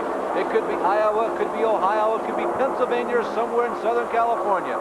They do it every week in all the small cities all around this country. This one, however, happens to be for a few more dollars and a whole heck of a lot more prestige. Well, you had to think that Bill Elliott was going to try Terry Labonte soon. We're down now to 14 laps to go, and Bill Elliott try to pass Terry Labonte there in turn number 2. Couldn't get the job done, but I'm sure he'll be trying again in the next few laps. We'll be back with more from Pocono, Pennsylvania. Back at Pocono with 187 laps completed. Labonte and Elliott continue to run first and second. Elliott now off of the third turn inside of Terry Labonte. They step on the accelerator and come down past the main grandstand. Elliott still on the inside of Labonte, a slower car up front. Labonte will have to take to the high side, and so will Bill Elliott. And they go into turn number 1, single file. Well, the suspense, however, continues to build. This is really nothing more than a sideshow, a prelude to the last 10 laps. Where those guys are in the racetrack right now, I believe, means nothing. I think they're both going to have to stop, and the pit crews are going to have more effect on the end of the race, at least for the fortunes of Labonte and Elliott, than what they do on the racetrack right now. We will wait and see. Bill Elliott way up high on the racetrack in turn number 2. Had to get out of the throttle and hit the brakes a little bit more. So he drops back just a little bit behind Terry Labonte. Now begins to close it up as they head into turn number 3 once again. I think Elliott's coming in real soon, Bob. It may be this lap. Yes, it is. Bill Elliott is headed for the pits. The second place car is coming in for a full load of fuel. Here he comes. Bob, if they're smart, they're going to give it that Richard Petty slosh from Daytona. They'll spend about 8 seconds, put in a few gallons, just enough to go the distance. That's exactly what they do. It's not a load. They're taking as little as they think they can get away with. Out he goes onto the track and back in competition. Now we'll wait and see if Terry Labonte does the same thing. There will be 10 laps to go when the leader crosses the start-finish line next time. Right now, Terry Labonte is in the tunnel turn, number 2. Well, Bob, here are some questions. Did he get enough gas? He's got to go 11 laps or about 27, 28 miles. I do not know where Bobby Allison is right now. If he got out ahead of Allison and Gant, certainly he did ahead of Allison because Allison's a lap down. We'll watch the next time around. We'll see where Harry Gant is placed on the racetrack vis-a-vis Bill Elliott. Labonte continues to stay out, and the suspense and the complications of it continue to grow. It's great. 11 laps to go. Now Terry Labonte is running all by himself. Make that 10 laps to go. Labonte running all by himself in the lead. But again, it could all be meaningless because Terry needs fuel to complete the race. And we expect his stop anytime. He's in turn number 2 right now, and we will continue to unfold this drama for you as we enter the last 10 laps at Pocono. Labonte leading right now. 9 laps to go. It's Labonte, Yarborough, Gant, Elliott, and Waltrip. The first 5 were still anticipating the pit stop by Terry Labonte. Here he is in turn number 3. Will he slow and come into the pits? Yes, it looks like that Labonte is indeed coming in for the stop. This will be his final one. Let's go down to Dick Berggren. Oh, they have been ready for this. They've been talking about it for about the last 10 laps. They have 1 can ready. Best believe it's going to be fuel only, and it is going to be fast, very fast. They even have a man with a watch on it. There they go, 4 men pushing it out. The fuel man almost went over backwards. He was trying so hard to get Terry Labonte out. Now he has enough fuel to go the rest of the way. Very often the unsung heroes of an auto race, the guys who put the fuel in and put the tires on. Terry Labonte, a 3.6-second pit stop, and he is back out there. And he beat Bill Elliott. Labonte got back out in the speedway, and he has a substantial lead, at least at this point, over Elliott. He must be 2 to 3 football fields ahead of Bill Elliott. Now the lead is inherited by Cale Yarborough, but Yarborough needs a pit stop. And when Yarborough comes in, if he does, that will give the lead to Harry Gant. And Harry Gant, we sincerely believe, does not need an additional pit stop. Harry Gant right now appears to be, if you will excuse the pun, in the driver's seat. There is Cale Yarborough down the straightaway in the lead with 7, make that 8 laps to go. One of the other questions, of course, becomes how far is Harry ahead of Terry Labonte? The answer to that is about 7 seconds, and ahead of Elliott about 9 seconds. So Gant, if he does not have to stop again, really looks to be in good position. Now you turn your attention to Yarborough, the guy on the screen right there. No, he has never shown us throughout this race the ability to go more than 45 laps, which is what he would have had to have done to go this distance without stopping. So Yarborough has now gone 193 laps in this race. It seems to us he's got about 3 laps before he has to bring her in. And there is Harry Gant running behind Bobby Allison, but Allison is a lap down. And Allison, I'm going to say now, definitely will not have to stop. We continue to watch for Cale Yarborough off of the turn, but he does not come into the pits.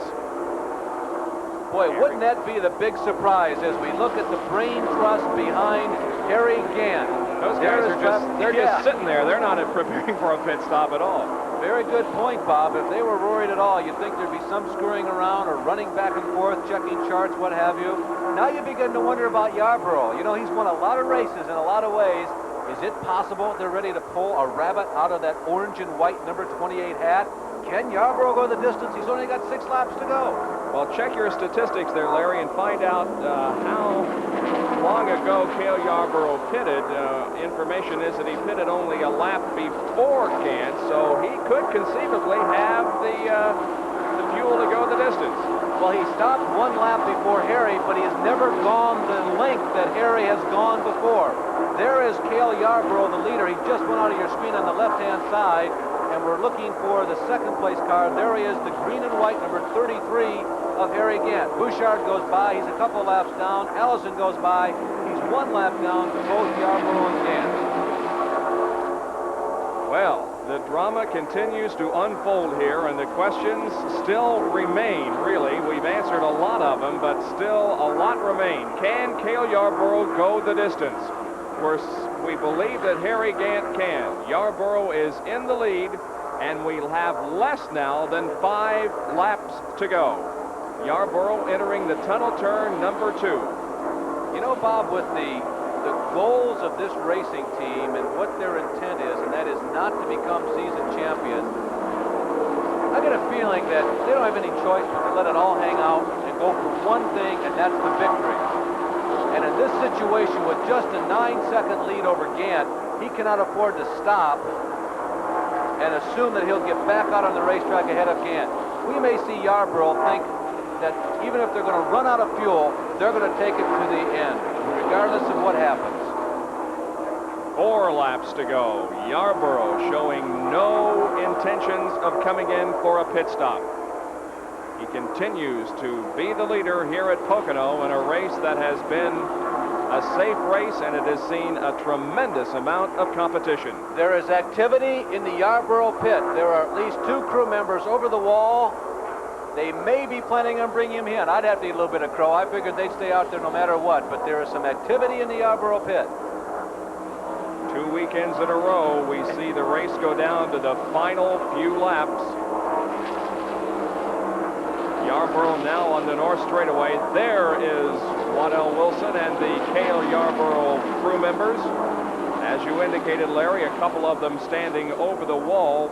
Are they preparing for a stop by Cale? Not this time. Yarborough is still at high speed, swinging off of turn number 3 and down the straightaway, completing lap number 197. 3 laps to go. Meanwhile, down in the Hal Needham, Burt Reynolds area pit, the Harry Gant team, Travis Carter and crew, there's their fuel refiller. Doesn't look to me like they're too worried. They have got the fuel to go the distance, and there is Harry off of turn number 1 and down the Long Pond straightaway. Running ahead of him is Cale Yarborough, and as Cale comes around turn number 3 and crosses the start-finish line, he will have only 2 more laps to go, 5 miles to the finish. Well, Bob, this may not be as exciting as a side-by-side finish or as 4 cars rocketing around a high-bank superspeedway in a draft, but believe me, this is every bit as exciting and dramatic. Nobody really knows what the other guy can do. You just saw Yarborough. He has a nice, healthy margin over Gant. Gant has no way of catching him. There's Harry Gant trailing Bobby Allison. Again, Allison is a lap down. 7 or 8 seconds difference between the leader, Cale Yarborough, and Harry Gant. and Yarborough continues to stay out on the racetrack.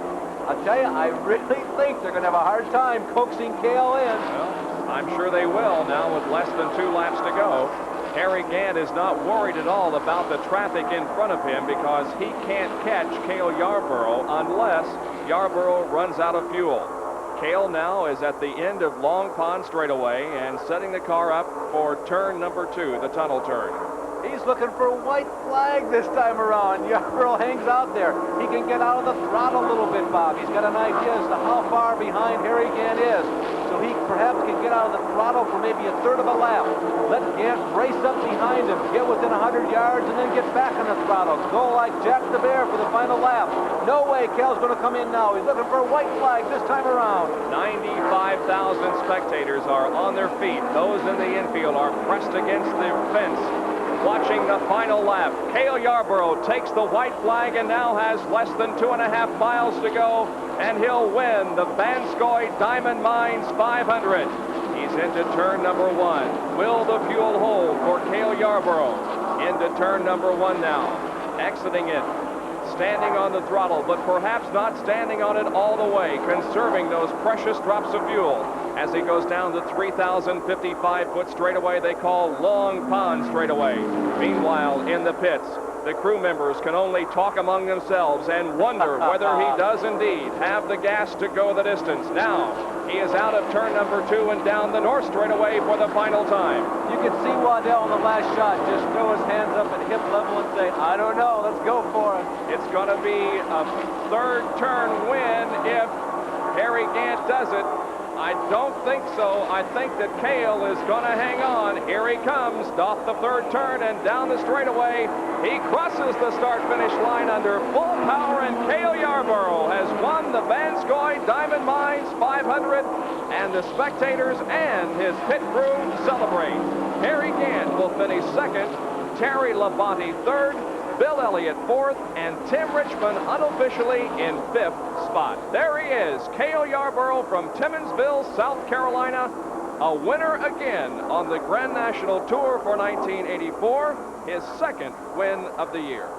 Well, Bob, we told you about 20 laps in the finish that Cale Yarborough has won races in many ways in his career, and they really held something back. Even to the very end, to the last interview with Waddell Wilson, remember he said, I don't think we can go the distance. If we can, it's going to be very close. He did protect himself just a little bit right to the final, but they went further on the last load of fuel by a significant margin than they had all day long. Make that 3 wins this year for Cale Yarborough: Daytona, Talladega, and now Pocono, and that's 81 career wins in Grand National competition for Cale Yarborough. He's on his... I'm sorry, Bob. The 81 incidentally ties him with Bobby Allison for third place on the career win list. He has his hand out the window, saluting the spectators as they cheer him coming down into the pits. Cale Yarborough is about to pull into victory lane and receive the congratulations of those gathered there and our Dick Berggren. There he is, Cale Yarborough, pulling into victory lane, having won this 500-mile race here at Pocono International Raceway. Boy, if they gave prizes for batting averages in automobile racing, this guy would rank right up there. We'll be back to talk with the winner of the race, Cale Yarborough, in just a moment. Scoy Diamond Mine 500 is over, and Yarborough has won it.